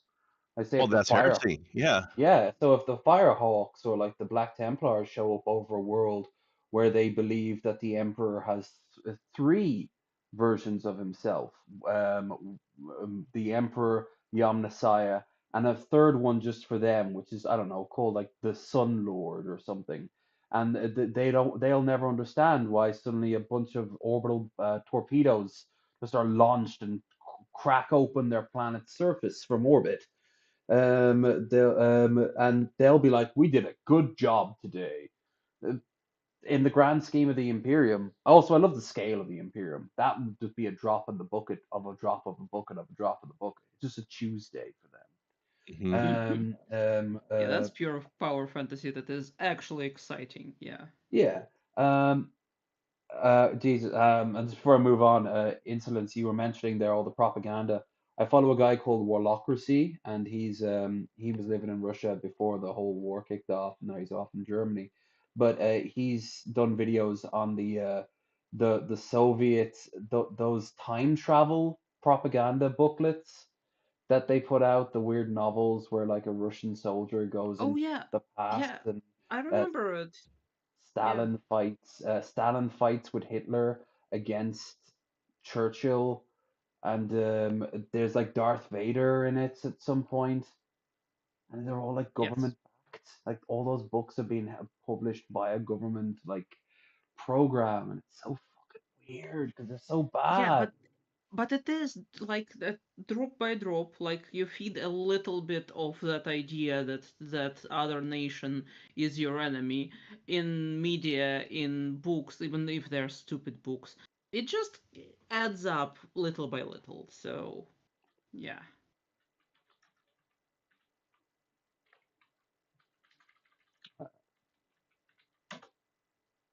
How do you even pronounce that word? Desinformatia. Great. Exactly how it looks. Yeah, but I can't. Hold on. Yeah, there it is. Look at The that red shit. Padawan. Fuck. 50 anti-Ukrainian propaganda books. Jesus. Yeah. Yeah, look at this. And also they have video games as well, and he calls all that era like Slav jank, which I love that. I love that term, Slav jank. But yeah, it's just I don't know, man. I mean, I played the Metro games. Yeah, Metro would be a good example of that, but so would Definitely Stalker. Slav jank. Stalker as Yeah. well. Yeah, I've been noticing that specifically, like against Ukrainians for a few years before war, and like people that have been following news and stuff said that it was at least a decade before it started full strength. So, so yeah, it was interesting that, yeah. All right, we're getting off the beaten track. In the Guardian of Ghosts from the Hammer and Bolter series, where we are treated to a scene of a purged Forge world. No, wait, that's the Adeptus Mechanicus thing. All right. Craft world. That's a giant space habitat, basically, where the Eldari, the space elves, live. Home to millions at minimum. Well, the noble Ultramarines massacred the entire Forge world, murdering untold thousands of men, women, and children. Because they were Xenos, therefore degenerate, therefore worthy of death. Shout out to Purity Seal for this lore tip, by the way. You can find his channel under @thepurityseal. In popular first-person shooters, however, such things cannot be depicted because your game would be banned worldwide. A Warhammer 40k shooter game true to the lore would be a war crime simulator. Remember, no Russian. Yeah, but you can do it to the Eldar because they're not people. And it would just be weird playing as a psychotic, murderous maniac committing crimes against humanity for 8 hours without any self-awareness or remorse. You wouldn't even be a space marine. You would be a fucking sister of battle. They would just do that on the average. They give an order over a loudspeaker to move aside as the high bishop or the ecclesiarch moves through the crowd, and if they don't move fast enough, yeah, look at this picture of an orc this guy found. Actually, that sounds like super fun. And wait, I'm sorry. This video is for people 13 and above. Who let these children in here? Sounds I love playing as an like unrepentant murderous psycho. From like the old try days. playing Mass Effect as a renegade. Don't believe me? Apparently, according to Mass Effect player stats, 92% of players played as Paragon and only 8% as renegade. I played Most Renegade people my just first time don't want to through. be an asshole, not even in video games. But even if a Warhammer shooter People play it as a mix of two, one way or another. Most of them, okay, 92% would be like mostly towards Paragon. But yeah, there'll be moments of it. I mean, we all kicked Conrad in the nuts at least once, right? yeah, and that journalist, of course, you kick her in the face. Oh, you punch her down all the time. Although I do also like bull rushing her as well, just convince her to shut yes, up. yes.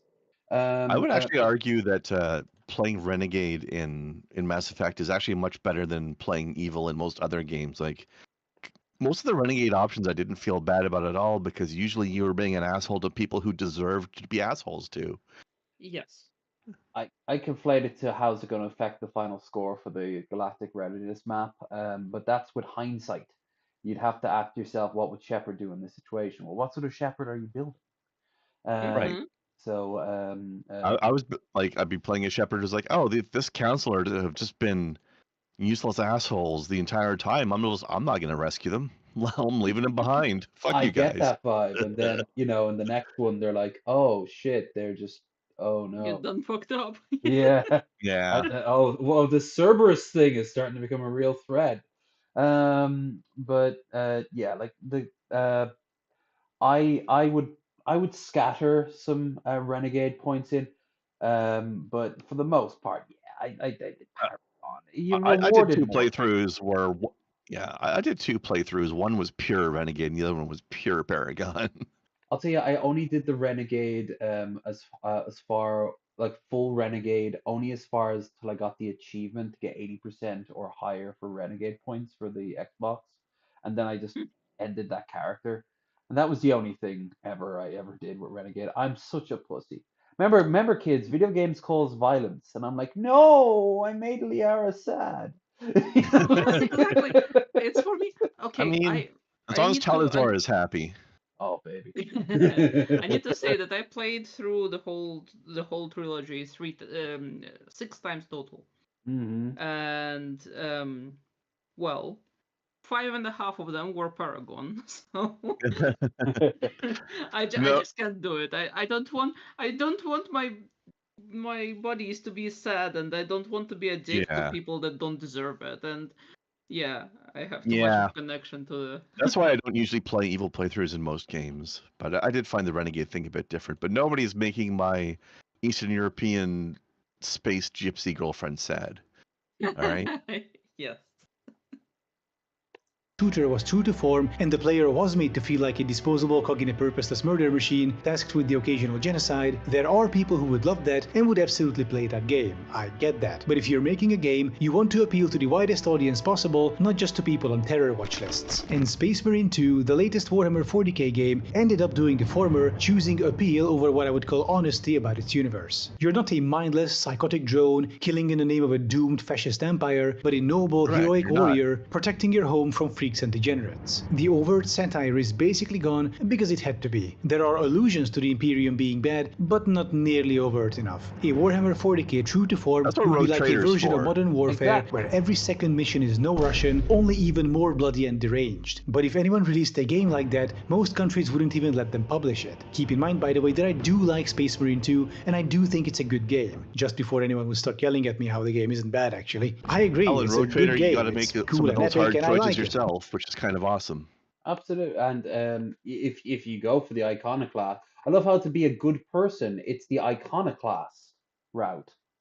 Like which is sorry. No, finish. I've probably got by the sound of it, I'm about to agree with you. Oh, okay. Well, part of it, what I'm going to say is I liked how in the open beta, the names for the moralities were different. I think Iconoclast is both a fitting but also bad name because it makes it sound like by being a good person you're an outcast, and to some degree that does kind of happen in the 40k universe. But I liked the names just sounded more 40k-ish. Like in the open beta, Iconoclast was called Benedictus. And heretical was called Hereticus. It was you gotta get that high Gothic in there, It just sounded better. I'd have kept Hereticus because that's fair, but quite honestly, for like a new player coming into the setting, though that would be, I think Rogue Trader would be a bad thing to go in for your first time because you'd be shocked. Oh, absolutely. That's why you a game like gotta Space go in there Marine 2. knowing. Yeah, but also like if I remember correctly, there was on your morality screen, not just was it telling you which one you were, but there was an overall like I don't remember if they call it chaos meter or something, like there was some sort of meter depicting like how not a good imperial citizen you are. And you would get points on that meter for being heretical or being iconoclast. Like just being nice, you're not being a good imperial citizen. The Imperium benefits for you being a selfish prick when and how you can see it. The books often show this stuff up. It's why Gaunt out of Gaunt's Ghost is such a strange commissar, and it's never because he cares about people and he's nice. Exactly, but also hard when he needs to be, but nice when he doesn't have to be hard. Oh, absolutely. In fact, to the point where other commissars think that he's gone soft, but every once in a while he has to take the gun out and shoot someone. But and same with Kane for that matter. Caiaphas Kane, he sometimes has to be a commissar, and he actually hates doing it. But to some degree he's opposite because nobody thinks he's gone soft, but just because he is soft and he does such a good job of hiding it. Yeah, that's true. I was reading Everybody thinks he's a badass, amazing hero. That's just because he keeps blundering into situations where he has to save his own hide. His name pops up in Warboss when the guard colonel who was captured by the orcs is trying to get out. He's like, if Creed if Creed was here, he'd do this, or if Caiaphas Kane was here, he'd do that. And and I was just there like, he put those two people in the same plinth together. That's adorable. But there are overarching issues with it, which are currently... It's that Riddler meme, does he know? Discussing. Now, the reason why the Warhammer 40k books and tabletop games are allowed to get away with containing atrocities while video games aren't is because in the game you would get to act out said atrocities. At the very least, we would get vivid depictions of them. You don't just read about, say, Space Marines murdering 10,000 women and children, or you don't just play with miniatures of a Space Marine faction, which according to the lore once murdered 10,000 women and children. Nope. This is an interactive video game where you are a Space Marine, and congratulations, your next mission is to purge a civilian slum of 10,000 where the presence of heretics is suspected. Here's your chainsaw and plasma incinerator, good luck. And then you get dropped onto the map with a counter appearing on your screen, standing at 0 out of 10,000. Nobody would want to play Yep. that game, and those who even I mean, bothered to hell, try wouldn't have fun playing Rogue it Trader, if the you game have was the even option legal of to distribute. Even though destroying an entire planet and murdering its population of billions, and that's the moral choice. That's the good thing to do. And if not, you're punished later because it turns out, oh, there was a chaos cult now. Oh, okay, that's a whole lot of tentacles coming out of that world. That's a whole lot of screaming mouths and eyes. That's not normal looking. No, bad. And this is why the Imperium hates mutants, because they could be chaos infected people. They're more inclined to be. Plus, mutation equates to psychers, and psychers, yeah. Well, you mean psychers are necessary. Only they're in unclean, but they're necessary. Yeah. But you got to keep a real close eye on them for sure.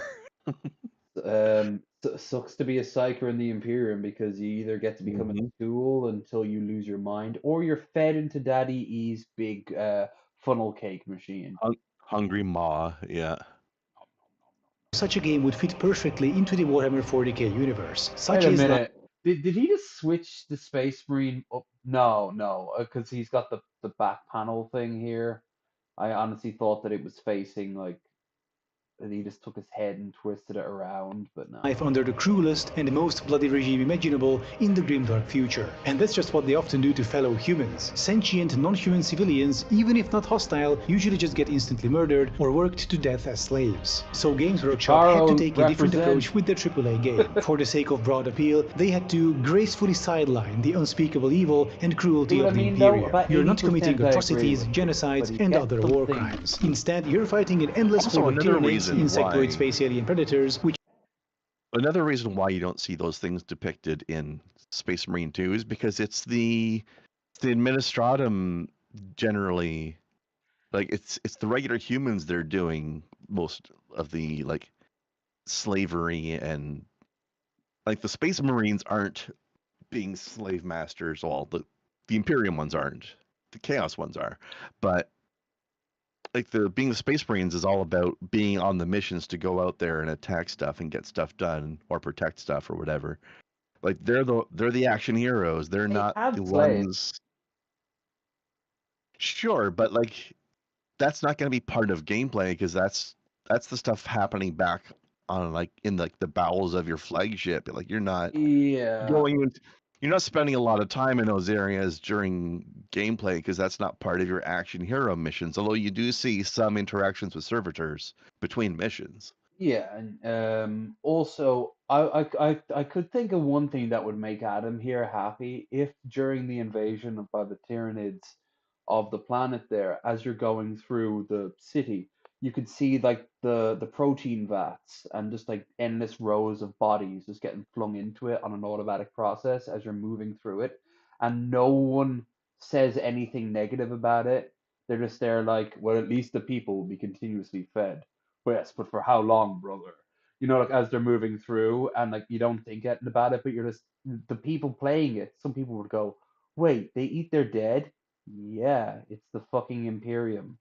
Corpse Arch. It's all about that corpse. Most people will taste nothing but their own dead for their whole lives. As I say, when you look at some of those crazy ass older black and white not fan art, but like art of like a Cardinal world or a Hive world or Terra, and it's just all these naked bodies like flaying around like crazy. I said this once to Rems from 40K Theory. Forget that some of these people have nothing to live for. Some of these people don't even have names, most likely. They were born in that big morass of bodies. Yeah, And they're just I mean, being shuffled forward forever in their short life.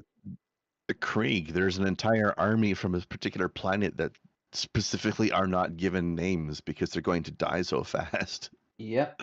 There's also other factors about Krieg that I won't spoil if anyone's ever curious, because I was happily surprised when I found that out. But there's so many worlds that are hell. One of my favorite books is a book called Storm of Iron.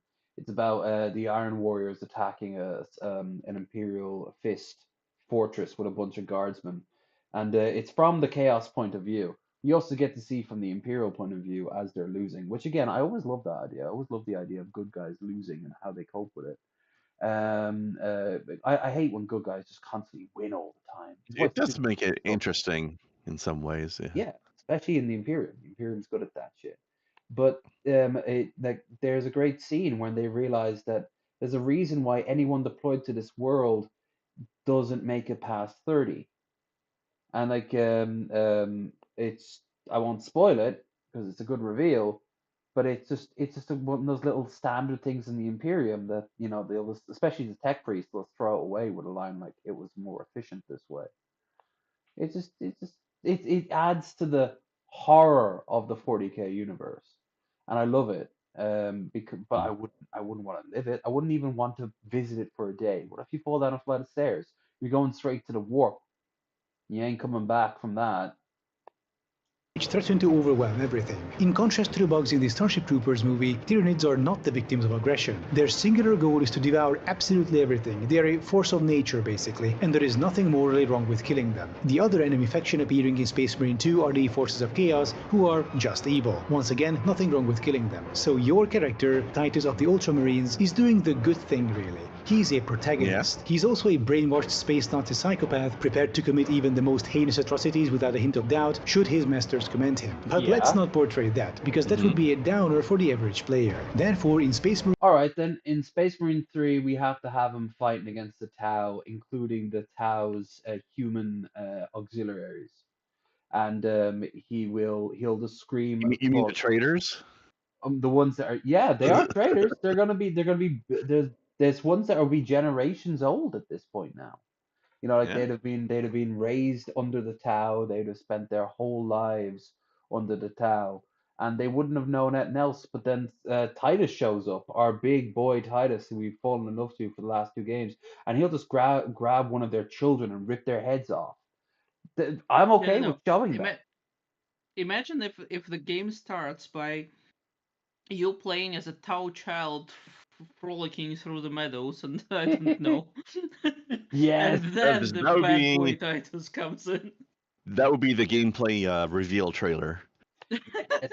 They're all playing with like these advanced Tau-like toys, and they're all just running through fields and meadows.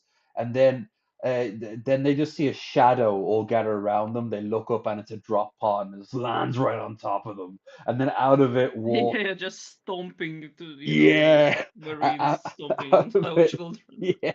Titus just glares and grins as it rotates around the shows the city, the Tau city getting attacked, and then Space Marine 3 coming 2028. Like hell yeah. And then you start your first mission and you have the heavy bolter and they're trying to flee, brother. Not for much longer. Press R1 to target. And then, the counter at the top starts about 10,000 civilians. And then Adam sues them for fucking stealing his idea. Yeah. and it's specifically one of those gameplay things where it's like, press R1 to target civilian, and the game like comes to a pause and nothing happens until you press that button. Like what they did with Spec Ops: The Line with the mortar scene. Yeah. Press F to bite off the head of a puppy or something. I don't know. Delicious. The mission briefing is Space King. Kill the traitors, and you can see none of them have weapons, and they're all like none of them are speaking Gothic, and they don't dress like us. There's called Purge the heretics. Yeah. Oh yeah, what was that game where you drop white phosphorus on? That was Spec Ops: The Line. Yeah. Yeah, right. Yeah, I played that. That was a very interesting game. I never actually finished. I should do that in 2025 on stream. Marine 2, Titus is mostly portrayed as a selfless war hero instead. And I know that there is a bit more nuance to the story and the character, especially in light of the previous game, but that unfortunately doesn't matter. That's stuff for lore wonks, not your average player who might not even have played the previous game. The nuance is lost on them. And because of this, due to the satire taking a backseat, we have lunatic space Nazis made to look like heroes, tirelessly fighting against a tidal wave of freaks that threaten to destroy destroy their glorious civilization, which is exactly how, say, white Well, in this nationalists game, that's think of true. themselves, isn't it? The brave champions protecting white civilization from an onslaught of swarthy subhumans who would destroy all they've built. And since the video games have an overwhelming cultural influence compared to the books on the tabletop, the game's portrayal of Warhammer 40k becomes dominant in popular culture. Sort of like how the average person thinks of Superman as an unfeeling alien god. That's because those fighting alien bugs, possessed suits of armor, and demons. Yeah, they are, and a very brief appearance from a Helldiver, a Hell Talon that appears on the rock, and then that fucking dreadnought just flings a fucking pillar at it. just fucking smokes it immediately. Did you see the meme of it where it's the one that puts over his voice? Where the fuck is Magnus? Yep. Oh man, that dreadnought was fucking badass. Oh, that was he was just. I thought that they were hinting he'd fall to like Khorne or something like that because he was so bloodlusting, but no, he's got regular bloodlust. He was the proper Imperial level of bloodlust. Yeah. God-awful Honestly, he was a really, really good portrayal of a dreadnought. He was fucking a terrifying force, and that is what dreadnoughts are. So does that mean that there is a heretical bloodlust and non-heretical bloodlust? Absolutely. Right. Okay. They're just like you can fall in love and fuck and have a good time eating tons of great food, and not fall to Slanesh, or I suppose get sick and it has nothing to do with Nurgle, or learn a secret and not fall to Tzeentch. The idea is that you lose chaos is that you lose control of those elements. You just start having no self-control. That's why chaos technically isn't evil. He's just a lack of control. You got to channel that rage for the purity and good of the Imperium. And the Emperor has given you a blessing of rage. Use it. Target it towards the enemy until it's spent, and then he's giving you a blessing of rage and also the capacity to control and target it. Plus a big gun. As such. Meanwhile, in the comics, he's this cool and friendly guy. I believe Cosmonaut Variety Hour put it best, and I'm paraphrasing. In the movies, Clark Kent is the mask worn by Superman, but in reality, Superman is the mask worn by Clark Kent. But due to the movie's overwhelming cultural influence over the comics, movie Superman becomes the cultural standard. Same with Warhammer 40k. The ultra-popular games will be the ones dictating the IP's public perception, not the niche books or the tabletop game. Unsurprisingly, the far-right began co-opting Warhammer 40k already a few years ago. God Emperor Trump being the most obvious example. Also God Emperor Putin, go figure. Now, far-right fans of Warhammer don't actually play the tabletop game, so you won't be meeting them in real life. Online though... They did back in the 90s and early 2000s when it was a much smaller thing, and then they all got booted out one by one as times changed. That's when more women started to play. It's nonsense. That doesn't that. Never No, I've never heard of boobs actively make models explode. It's science. Women aren't allowed in the Imperial Guard. Come on. Women aren't allowed. Only the ones that can't speak. You know about the custodians. Yeah. Oh, hey, yeah, shouldn't they be happy a woman won't be talking back to them now? You know? Oh, exactly. That sounds like a peak fantasy for when that got announced. When that got announced, you had two very loud factions: the "Oh my God, no women's in my man game," and then also the other faction of "Oh my God, mummy steppy."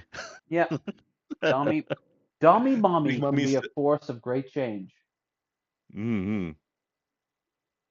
So Warhammer 40k communities are often literal cancer, with people unironically parroting the fascist propaganda of the Imperium. Burn the heretics, kill the mutants, purge the unclean. It is better to die for the Emperor rather than to live for yourself. An open mind is like a fortress with its gates unbarred and unguarded. Kill lots of Xenos and got coin. For the Emperor. Here's this image depicting an Imperium guardsman blowing himself up with an Eldari, basically a space elf, titled "The Emperor Protects," with 1.9 thousand likes. The soldier is glad to die for the Emperor and believes that he saved him him by letting him die in war. He's been brainwashed that hard. And the comments next to the image are of a similar vein. Approved. When I'm gone, I'll meet the God Emperor, but you, Xeno scum, the only god you'll meet is the Dark God, or whatever that is. Cadia stands for Cadia. Cadia is a fortress world most famous for doing the opposite of standing, by the way. There are also common image replies. It's a metaphor.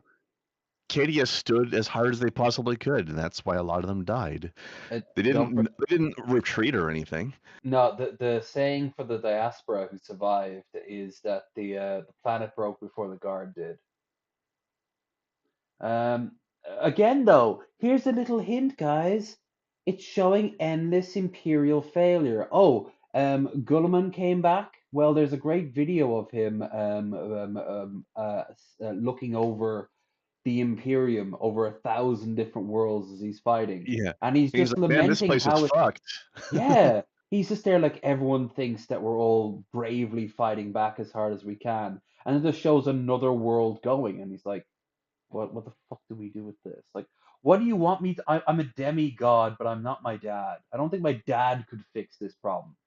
You know, like he's His dad caused this problem. He fucking well did. Yes, he did. Most of which call for murdering someone, usually the post-author, or non-humans in general, called Xenos. Not just the evil, aggressive ones. No, literally everyone, including sentient Xenos and their civilians, who would be otherwise neutral or even friendly. Just kill them all. I've also seen plenty of Warhammer memes about interracial cuckoldry, which is something far-right people online are absolutely obsessed with. Don't look it up, trust me. Now, let's stop here for a moment. Am I not taking I'll this take as his word on that one. Actually, no, I don't have to take his word. I've seen it. He's right on that one. Yeah. Oh God, it's so strange too because you'd think that they'd want the opposite of it, but no, they almost. I've actually heard someone argue that it's their like subconscious saying that like you've got to you've got to just surrender because you're going to lose because fascists know that they're going to lose. Like all fascist plans fall apart. I mean, look at Russia's invasion of Ukraine. That was the last 3 days. Womp womp. Or them blowing up that pipeline in the Baltic, and now all of Scandinavia is joining up with fucking NATO. It's a fascist fail, and every fascist attempt in human history has always failed. So they're prepared to die, and I think they kind of want to. It's a death cult, just like the Republican Party. Yeah. Ooh, well, that's a strange connection there, isn't it? Too seriously, pointing at obvious memes and jokes below posts and pretending they're serious? I do realize these memes and replies are jokes, but often they also aren't. Now hold on, what the hell do I mean by that? How can one thing be two opposite things at the same time? I personally call such memes and jokes Schrödinger's shitpost. They are both a joke and not a joke at the same time. The meme exists in an ideological superposition until someone engages with it. So suppose someone posts a far-right adjacent meme like this, the Kekistani flag, which is a recolored Nazi Wehrmacht flag, also commonly wielded by neo-Nazi protesters. But here it's and created by a friend of the channel, Jeff Holiday. Despite every attempt he tries And to have that really spiraled away from him, didn't it? Oh, he's grown and changed as such a person. But even then, like when he sat down with Sargon and people like that to fuck around with it, he really did not expect it to be taken to the places it went. Yeah, like it was just a silly goof back then. It wasn't meant to be actually what it It was became. waved from the top of the fucking Capitol building on Jan 6. Oh God. Yeah, and I asked him about it, and he's like, "Oh, I was just attached. When I saw that on TV, I was just like, how is this? How is this a bunch of fucking dorks and losers on fucking like Google Hangouts and like Skype? How did this go from that to this? Like, what was the past? I don't think we'll ever know how. I know TJ's been trying to parse it from the skeptic era, like the atheist era, to like, hey, how about all them Muslims? How about we should redacted?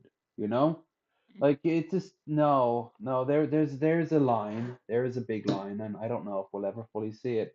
just an edgy joke, you see. Or is it? If the response is negative, say if someone replies with, dude, what the fuck is this? Then, oh, it's just a joke, it's just a meme, Yeah. don't take it seriously. But if the response is positive, like, my fellow red-pilled Kekistani brother whom the echo science elites couldn't brainwash, then often the meme is suddenly not a joke. Ha, I know, right? Oy vey. And it's not like the person who posted the Kekistani flag is pretending either way. This is the funny part. Such people legitimately don't know what their intent is with the meme they post. Is it just an edgy joke or is it serious?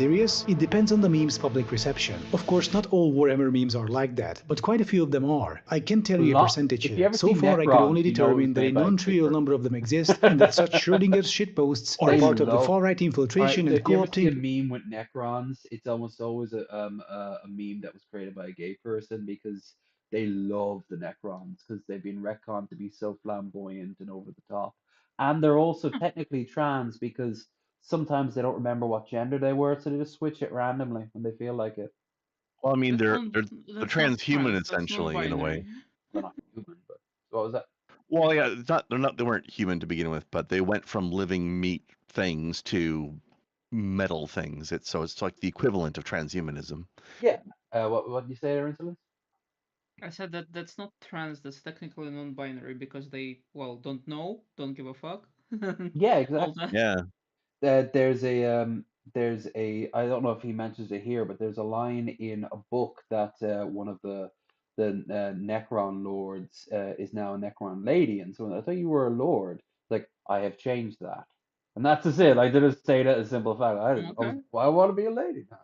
Fuck it. Yeah, why not? Yeah, why not? You're made I out mean, of. you're not. I mean, maybe if I became a Necron, I would grow a huge metal dick. Like, who knows? I've seen. I'm picturing now you have like a harem of subby tech priests. Yeah, absolutely. Obviously, it would be some sort of pneumatic piston, right? Yes. So you don't need to put too much effort into it. You just turn it on. You've got like a lawnmower puller next to you. Okay, wait. Does it Black mean fumes that coming out of it. Ins0lence's getting some ideas going on right now. Yeah. So a female Necron would have like a leaf blower. It would be. It would be like it'd be it'd be like a vacuum cleaner. But the industrial strength something. Yeah. Right. Yeah. Or maybe you could just vibrate at any given time. That'd be kind of useful. Yeah, just the whole Necron starts. Yeah, just goes the. Nice little gray zone where you can keep dog whistling or posting what are essentially Nazi memes, only it's Warhammer 40k, so normies will think nothing of it. Far-right infiltration of 40k is such a recurring problem that Games Workshop had to issue multiple statements already stating that Warhammer is for everyone, it is not based on hate, it is satire, and that far-right people should fuck off from the hobby, basically. So that's nice, but at the same time, Games Workshop is commissioning video games that neglect the satire in favor of a broader appeal, where the hero, who belongs to a literal superior race, selflessly protects his civilization from the marauding hordes of freaks and degenerates. And this is seen by far-right people who, in their own imaginations, are heroes who belong to a superior race, selflessly protecting their civilization from the marauding hordes of freaks and degenerates. And so they identify with Warhammer 40k. They are drawn to Warhammer 40k content. They co-opt the aesthetics of Warhammer 40k. No matter how many statements Games Workshop makes, no matter how much they insist on 40k being satire, as long as the ultra-popular games make the Imperium look cool and badass, righteous even, the far-right will inevitably stay in its orbit and try to co-opt it. This is why Warhammer 40k, in my opinion, is doomed to always have far-right hanger-ons, unless they take the lore into a different direction. And I'm not quite sure how to do that. Every like Star Trek has people who think that Star Trek hasn't been political or woke, which is so fucking stupid. They were banned in some states when they had the interracial kiss. They had an episode of the original show that had the last of like a species where one side of the skin was white and the other was black and the other was inverted, and they had wiped each other out over a race war. Like the entire point of Star Trek is that it's space politics. Yes. And then you got Star Wars, which is but the Empire is really cool. Is it? Is that why it's always shown to A, lose, and B, be subverted from within as people realize it's a bunch of jackasses and losers?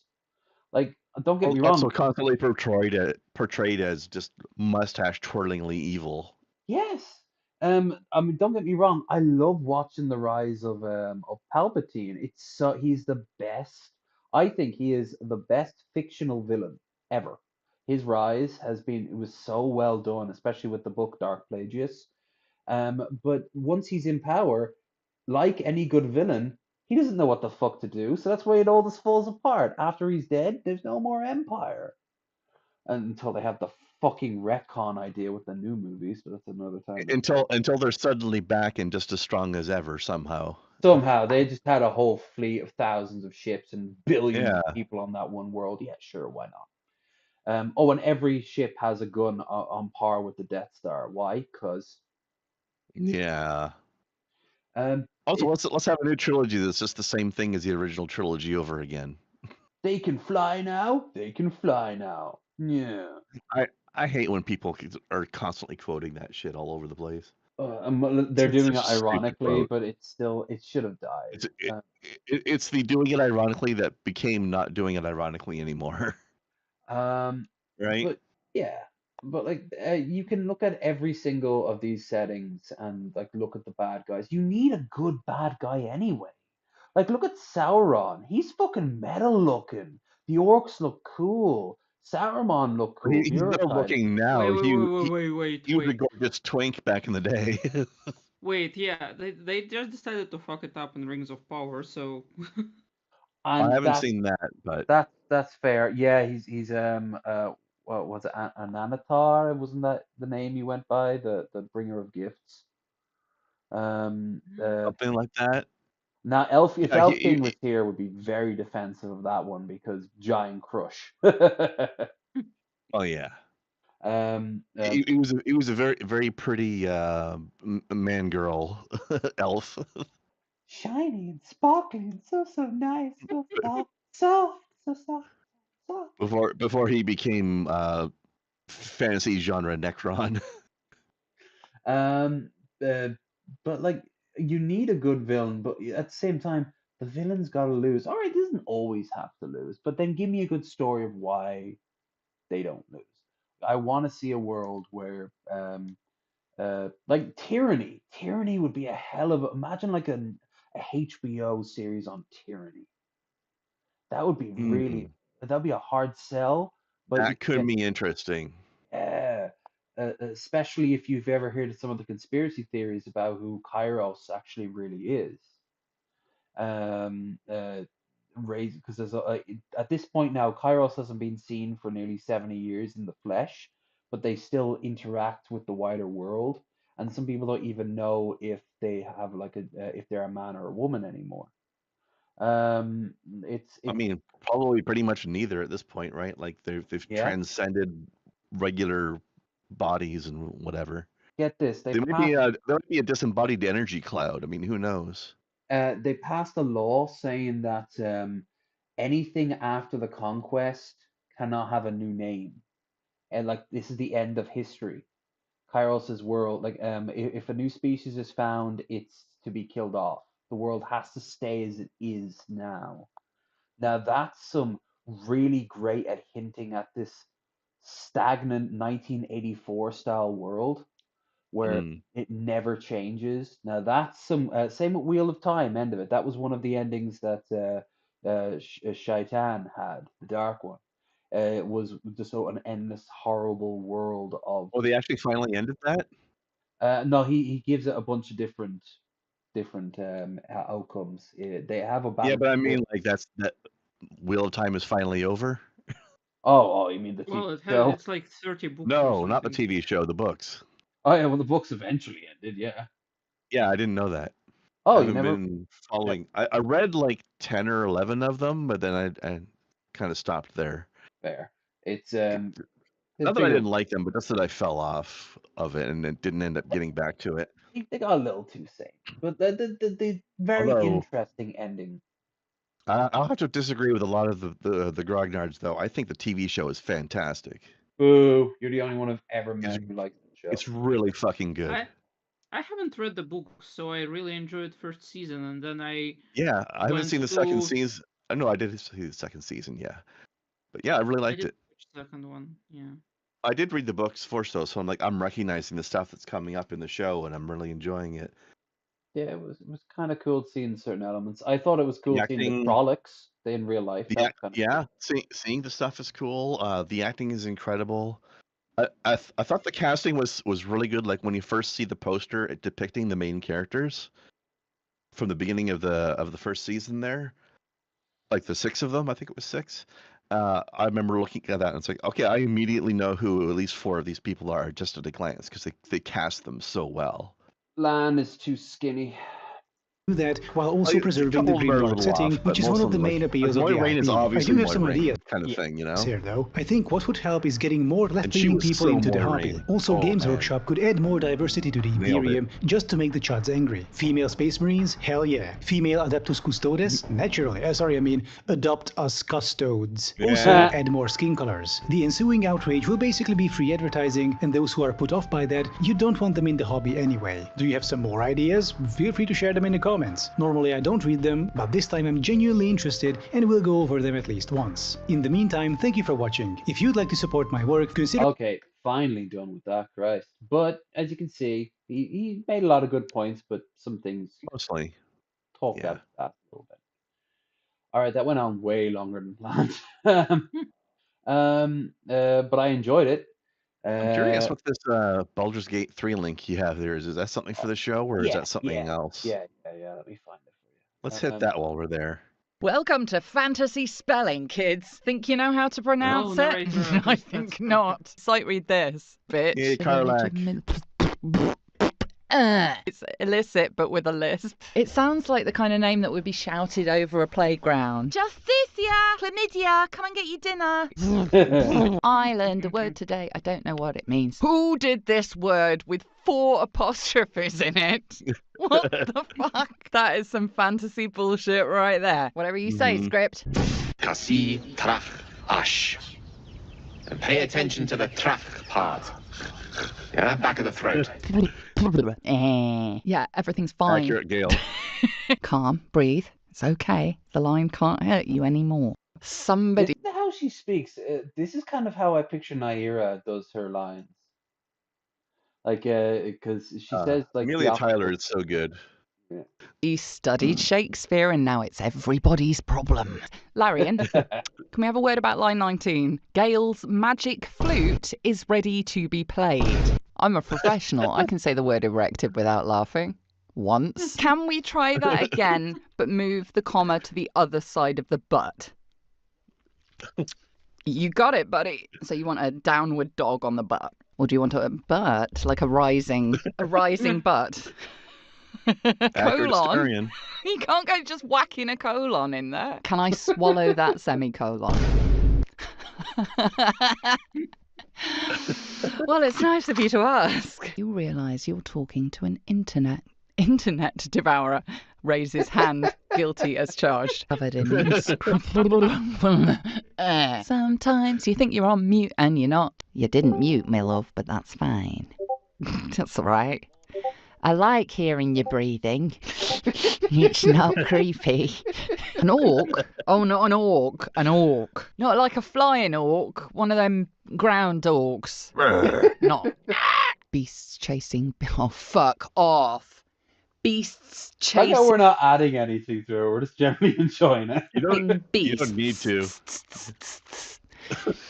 Fuck. Right. Fine. Whatever. This is my job and I'm not tired at all. Hi, we've reached 2.5 hours and apparently both of us are suffering slightly, so it's just going to be animal noises from now on. Hope you can subtitle that. She's so much fun. I'll get another one up for next week. Well, no, that probably wouldn't be good because who we're getting on next week wouldn't get the jokes, but the one after will. Yeah. So by the way, Ins0lence, I've mentioned this on the show before, but I don't know if you've seen this. Amelia Tyler, that lady there, she actually is doing a playthrough of Baldur's Gate 3 with her boyfriend, where they're just like totally voice acting up their characters and role playing it, and it's fucking ridiculous. I highly recommend you hit up her. Just look up Amelia Tyler on YouTube and enjoy. Yeah, I again, I know She is wonderful. who she is. Yes. Absolutely We wonderful. actually went to London Comic Con last month, and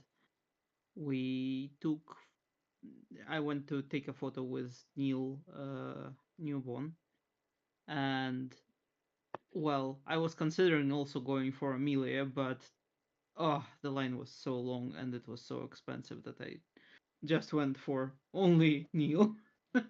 Just had to settle for Astarion, huh? Yes, had to. I'm sure you opened with that too. Like I was going to go for her. I mean, Yeah. you'll do. You You'll know- do. You're my silver medal.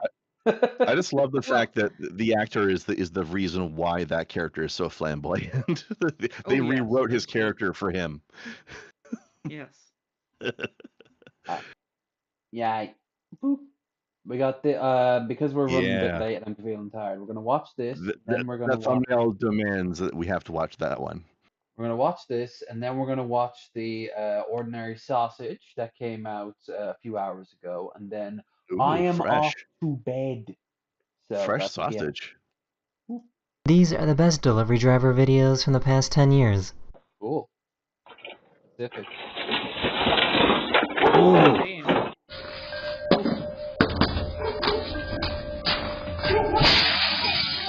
What? Jeez. The fuck? Hey, how you doing today? Why?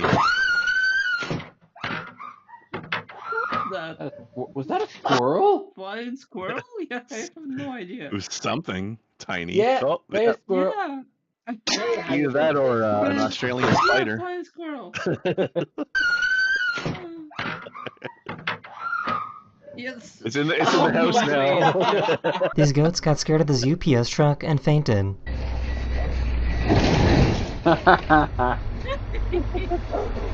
This delivery driver thought this lady was being rude, so he decided to not give her the package, put it back in his truck, and drive away. Are you able just to leave the parcel near my door? Yeah. Just do that and I'll be there shortly. I'm literally 5 minutes away. Please. Please. Really? He's upset that she didn't say please? I thought she was pretty polite. Well, it takes nothing for manners, does it? She even said, could you do this? He was waiting for someone to come out and sign this package. I remember this one. Well, I'm glad This is why Amazon same-day delivery is so fast. Feed all his porn. Yeah. Whoa. He finally had enough of all the Halloween decorations. Oh.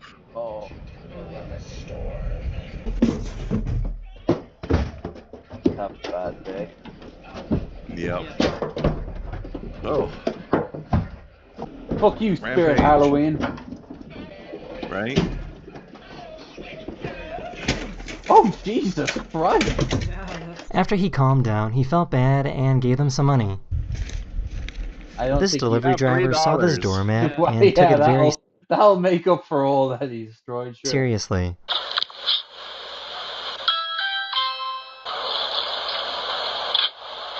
Oh, hey, how's it going? package? No, I don't. Oh. No, I'll tell you about the short gospel of Jesus Christ. We're actually eating dinner now. Okay, sorry to bother you. That's okay. Thank you. Now keep in mind that this delivery guy is only dropping off $20 worth of food. There you go. Thank you. You're welcome. I just want to say it's a nice house for a $5 tip. Oh. You're welcome. This pizza man had to $5 make a tip delivery on at a $20 military worth of base food? and That's stopped to show respect 25%. when the Beagle started playing. That's a lot. Yeah.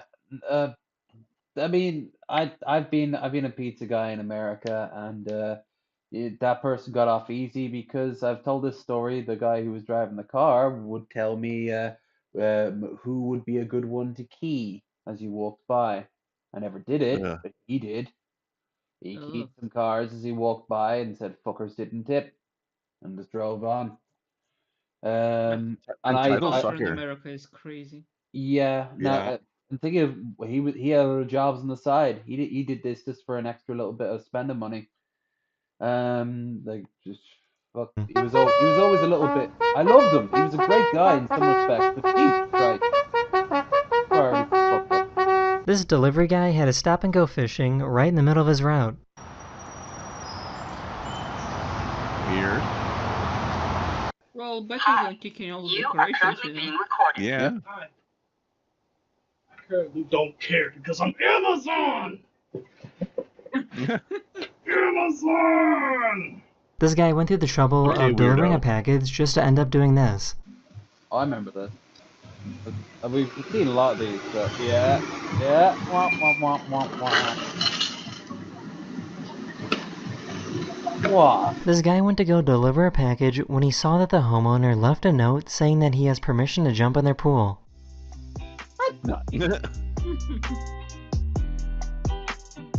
Probably a scorcher by the looks of it. Boop. Then he realized he kept his phone on. Oh yeah. Oh, I remember this one. This boy asked his delivery driver to help his mom that was unconscious. The delivery driver checked on her, and paramedics showed up a few minutes later and saved her life. The mom has a rare syndrome that caused her heart rate to immediately drop.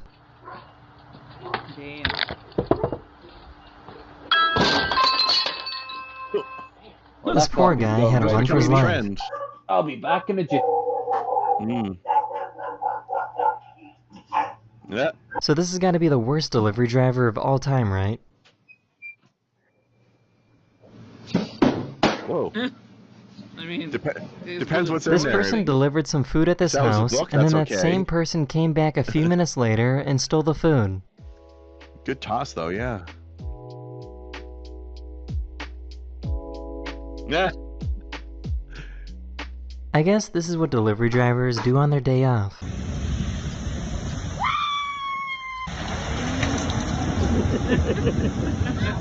This person had some wine delivered to their house.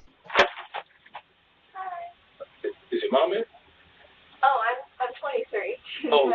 I don't think this is who they were expecting to open the door.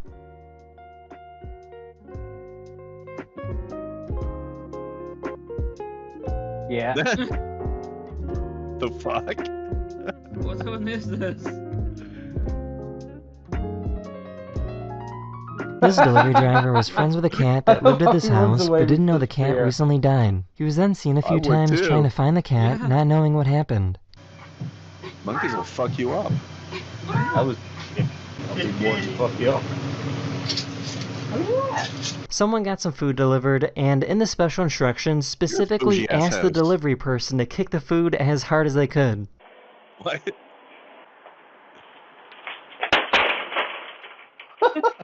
This guy was stopping by to help them with their delivery. That's very specific. Oh! I don't know if anybody's home, but if you recorded that, send me a video, please. This delivery guy found something in the grass. Not what I thought he was going to say. Good for him.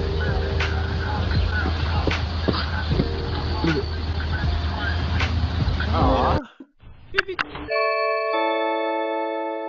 Oh shit. This might be the angriest delivery driver of all time. Yeah. He's had to do this before. Fuck. This delivery guy gave zero warning about how heavy this box is. I'm more worried about the paint on the wall. What the fuck? Oh, holy shit! It's alright, don't worry. This FedEx guy saw that this person was about to drive away with their coffee still on their car roof.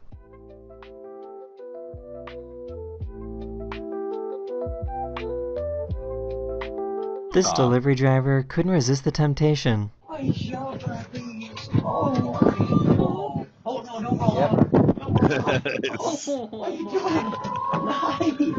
What a big fluffy chonko.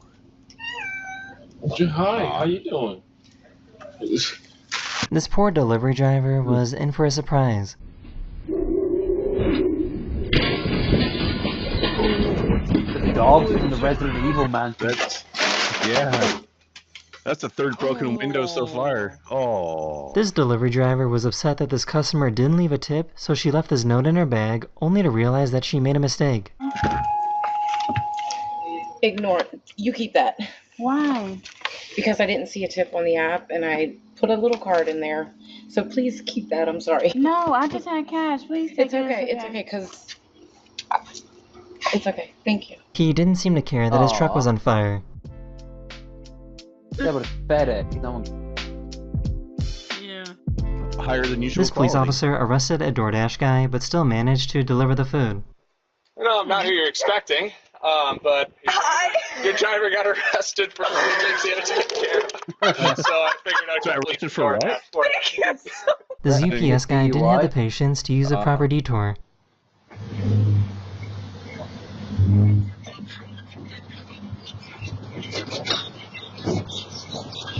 He crashed his car, but was still determined to deliver the pizza. Look at this guy. Crashed his car, but still delivers the pizza. This FedEx guy stopped by to shoot some hoops. In bad weather, too. People inside this house were watching a scary movie and totally forgot that they ordered some food delivery. Oh no. Stoned as fuck. This poor mailman got attacked by a turkey. Get back! Another turkey! Get back! Get back! Get back! South Park warned us years ago, and we didn't listen. These two delivery guys raced each other to the front door.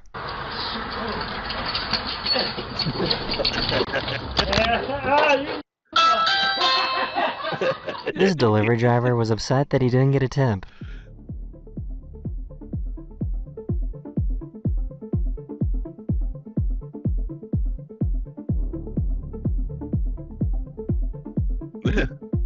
How petty. This delivery guy matched the energy of this spooky doorbell message. Hurry and leave a message before it's too late. I've got a parcel for you. I will leave round the back. Oh! The rug at this person's house says to hide any delivery packages. Camera recording. This customer was upset with how this delivery driver treated his package. Yeah, I remember this. Can't imagine why.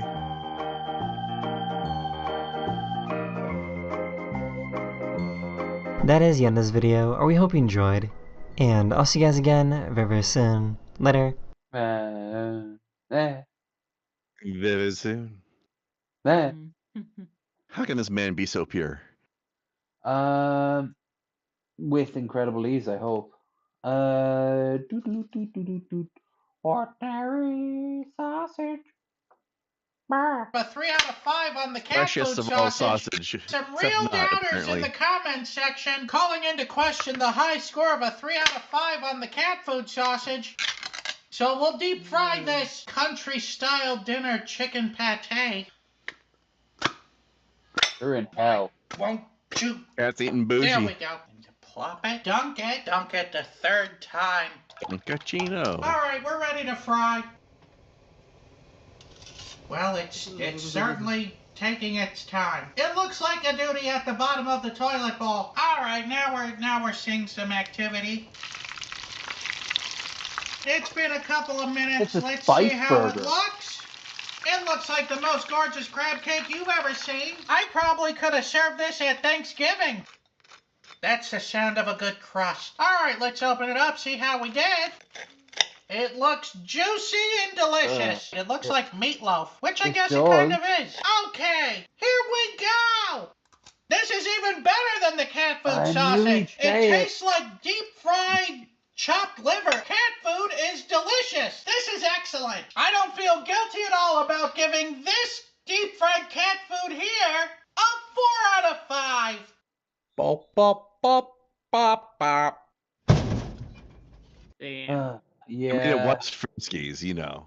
The fancy stuff. True. You didn't get store-bought and kombucha sausage. Right. One sausage and one really short one. Well, we just did the short one, right? So. Yeah, that was so. Then one sausage. Kombucha. Kombucha. Sausage. Yeah. For all you bougie motherfuckers who hate the idea of good taste. Hey, you really enjoyed that kombucha you had in Philly. I remember how much I enjoyed it. Yeah. Wait, did I have? I mean, it was like you spat it out pretty much immediately because it was long spoiled. Oh God, that no, I didn't even have the balls to open it. Oh no, you opened it. Oh, the smell. That's right. I don't remember if you actually sipped it or just recoiled from the immediate smell or not.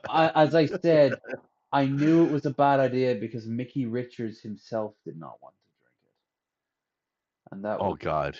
that was a Yeah. low bar. Mm-hmm. Couple. Yeah, it had been sitting there, not refrigerated, just sitting on a shelf for who knows how long before we It came along. predated us, yeah. Well, hey there, folks, and welcome back. I guess kombucha or fermented Trilogy. tea. This one's made How with can a black drink tea be a and trilogy? green tea, and it's got over 9 Trilogy. billion living probiotics. You drink one of these during your lunch I'm hour, so and you'll see confused. 9 billion living probiotics come flying out your. I myself buy one of these Anus. bad boys about Out of once your every anus. 6 months. There's the fermentation. It tastes like beer and juice, and it goes by many nicknames. Booch, the Booch Boys, Pat Buchanan. I guess that's it. Everyone's getting mad at me because I'm putting way too much of the secret ingredient in these sausages. So I'll hold back. I'll hold back a little bit on the Booch. Let the meat defrost. And we'll Because he help our thinks it kombucha grinds sausage better out this with way. a little bit of salt, pepper, and garlic powder. And then, of course, the Booch. But not the whole amount. And once Oh, again, we did. there's way too much juice in That's here. the Booch water. We gotta strain this. That's the I like its Booch juice. googly All eyes the meat's trainer. soaking it up already. It's like a sponge.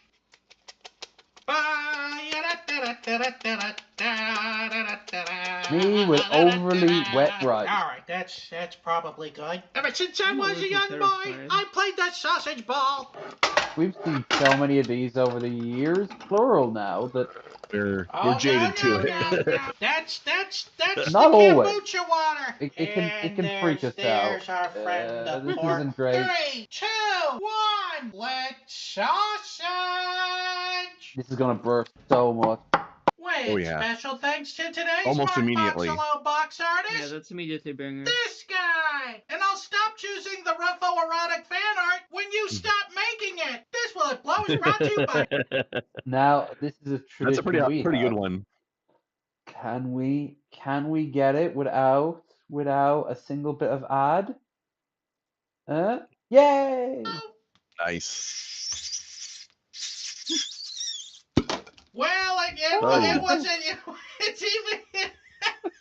It's Two even Mark juicier Ruffalo's. now. Not a lot of spreadage, but what a I mess like how did he's that trying make. kombucha. So I'm gonna have to give that Will It Blow 4 Mark Ruffalos. Okay. Wow, here that's a we high go. score. There's definitely some sort There of we growth go. on He's it. very angry. Oh my God, I burned it! I burned the sausage! Oh, my God! To quote Anchorman, the escalated quickly. Oh, it's This squirting. might be a channel first. I can't remember the No last time I burst. burned Amazing. a sausage. But let's open it up, see how we did. Was not expecting the burn. Looks dry. It looks real dry, like a desert. Well, it looks more like a hot dog than it does a sausage, but here we go. And it's still excellent. I think it was a smart move draining off all that excess kombucha. You have a little bit of yeasty flavor from the fermentation. You have a little bit of sweetness from the tea and fruit juices portion of it. It's excellent. And really, it's not burned. It's just this stuff flakes right off. It is a little bit dry. I was right about that. So I'll dock it 1 point for that and for the burns, I guess. But this had all the makings to be a 5 out of 5 sausage. But I'm gonna have to give this sausage here a 4 out of 5. Well, see, you fix that by just taking some of that juice you drained out and pour it back on. I was gonna say, why Fix the don't dryness and enjoy the salmonella from the raw pork that it was mixed with. I was also thinking, why not just make the sausage as like just a regular standard sausage, and then turn that kombucha into a glaze that you put over it afterwards, or a Yeah, dip. there you go. He could give it a little simmer, kill off the salmonella, thicken it into a bit of a glaze, like you said. Yeah, it can be your kombucha ketchup. This deaf, dumb, and blind kid sure could play a mean sausage. Oh, speaking of ketchup, I don't know if you saw the thing I posted in Raisin server, but the most disturbing product and word. Apparently, Heinz has one of those combination sauces that is ketchup mixed with ranch, and they call it cranch. Cranch. That's exactly how I say it in my head too. Cranch. Cranch. Oh, we gotta send Cobes a bottle of Cranch. He would love it. Up in Tesco's, they tried to sell off the curry ketchup, and it's such a disaster now that there's just this whole shelf in Tesco's full of the curry ketchup that's reduced. I'm gonna snag a bottle next there. Spicy ketchup is a good idea, but not via curry. I liked it when I was drunk.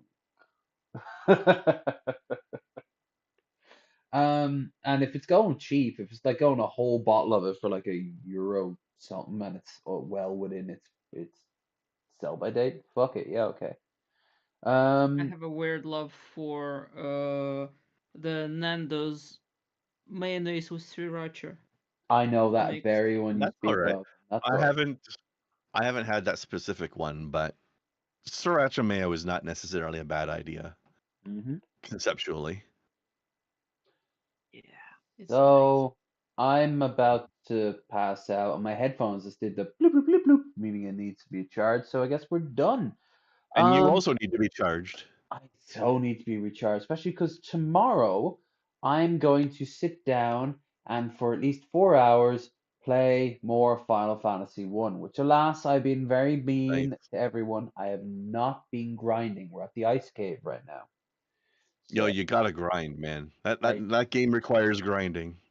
And that, you know what that means? I'll just grind on stream. I'll mute it and I'll put on my slow playlist, which I've updated with 1 or 2 songs, and we'll just talk to the chat as we grind.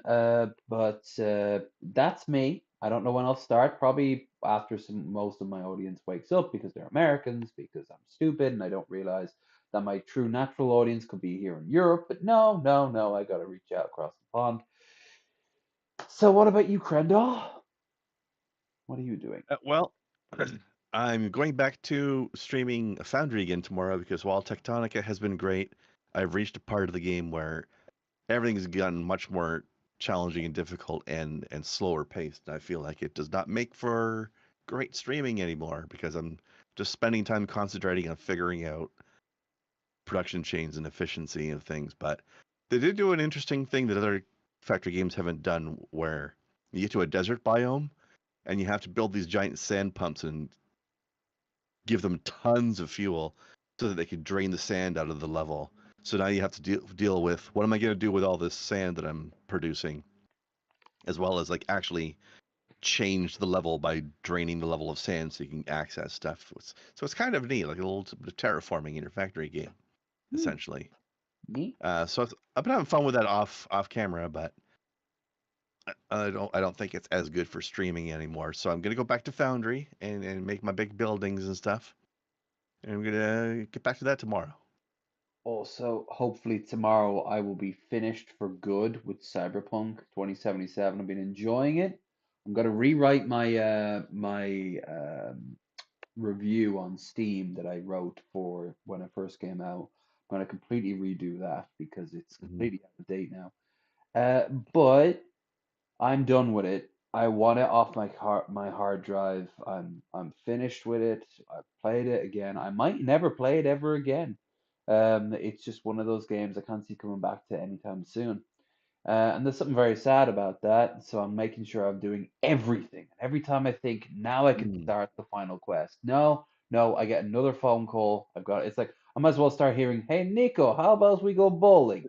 You know, I was gonna say another settlement needs your help. yeah, it's hell. The captain, Minutemen 2077. the captain has a fucking Gig for radiant you. quest. Yeah, Yeah. revolving cars where you select and then you have to go and drop them off. And it Yeah, I'm on the same. I have the same issue because I now also restarted, well, Cyberpunk, but I'm using my previous save. But apparently everything has changed because I didn't play since before Phantom Liberty came out. So again, everything is new. But Mhm. luckily, my latest save when I cleaned most of the map from the gigs and side quests and all that stuff.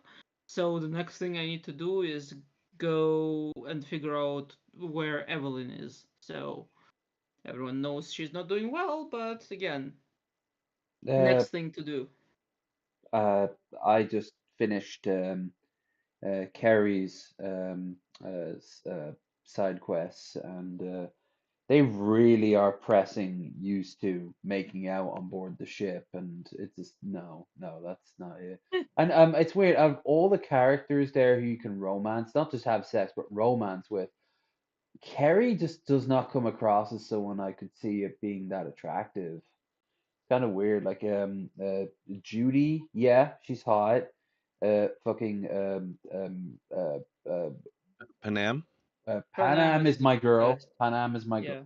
She speaks kind of I weird, but I went with Panam just because I was playing Nomad. Also because I was male and Judy didn't want me. yeah, she gets And I really have the defensive. opposite problem. I can't do Panam because I'm playing a female character. Yeah, River Ward has cool style at least. I'll although say. really it comes down to the fact that the main reason I romanced Panam is because you can't romance Claire. Yeah. Oh well. I wanted to I wanted to bang Bugbear. She had a cool style to her. But I don't remember her. she's for Wakako, you got to rescue her from the net running gear that she's strapped into before she burns out, while also protecting her from the tiger claws. And she's got like this she's in in like a really nice net runner suit, and she's got like this sort of Oh, right. Yeah, okay. cute, got like a mullet. I actually really like the mullets in that game, oddly enough. Um, uh, I'm also Yeah, surprised you pretty mullet. never got the fuck Jackie. Jackie always gave me a vibe that you could romance him in some versions. Like he just Nah, he's too pure. uh Also, he's got a gal already. I know, but I don't He know. would never cheat on her. No, I would miss never. Yeah, he's too good for that. Yeah. No. She's gotten a new with the Phantom Liberty stuff. Misty's got a new voice actress who comes in. You can tell the new actress voices lines from the older ones, because they go back and forth. And they've given her a weird sort of Brooklyn Newsies voice for some reason. Eh. It's actually really jarring at times. Also, I forgot Idris Elba's in this. He was the big selling point, of course, but. More importantly, I did not know this until I played it this time around. Lizzie Wizzy is voiced by Grimes. I did not know that. Hmm. Um, That's right. but it's good. Look, it's good shit all around. I'm enjoying it, but I'm done with it, and I want to move on to something else for my own time. But anyway, point is, I'm rambling. This is bearded rambling, so of course I am. Yeah. Oh, and don't forget, this time next week we are to be joined by Landon. He makes his return, so that should be pretty dope. Yay. No shock, he was off in Africa looking at volcanoes, so he's been off the grid for a bit. I mean, you could tell me any kind of random weird shit that he was doing, and I'll believe you. I was saying this to Metal Monkey last week when I said we got him back. Like, at one point, he's just gonna come back with like in a spacesuit saying, "Yeah, I was off on the moon," and I'll be like, "Yeah, of course you were. Yeah, I can believe that. You're off on the fucking moon." Anyway, great show tonight, guys. Thank you so much for showing up there, Insolence. Crandall, good seeing you again. And everyone who watches now in the future, thank you so much. Like, share, subscribe. Check out the links down below. And take care.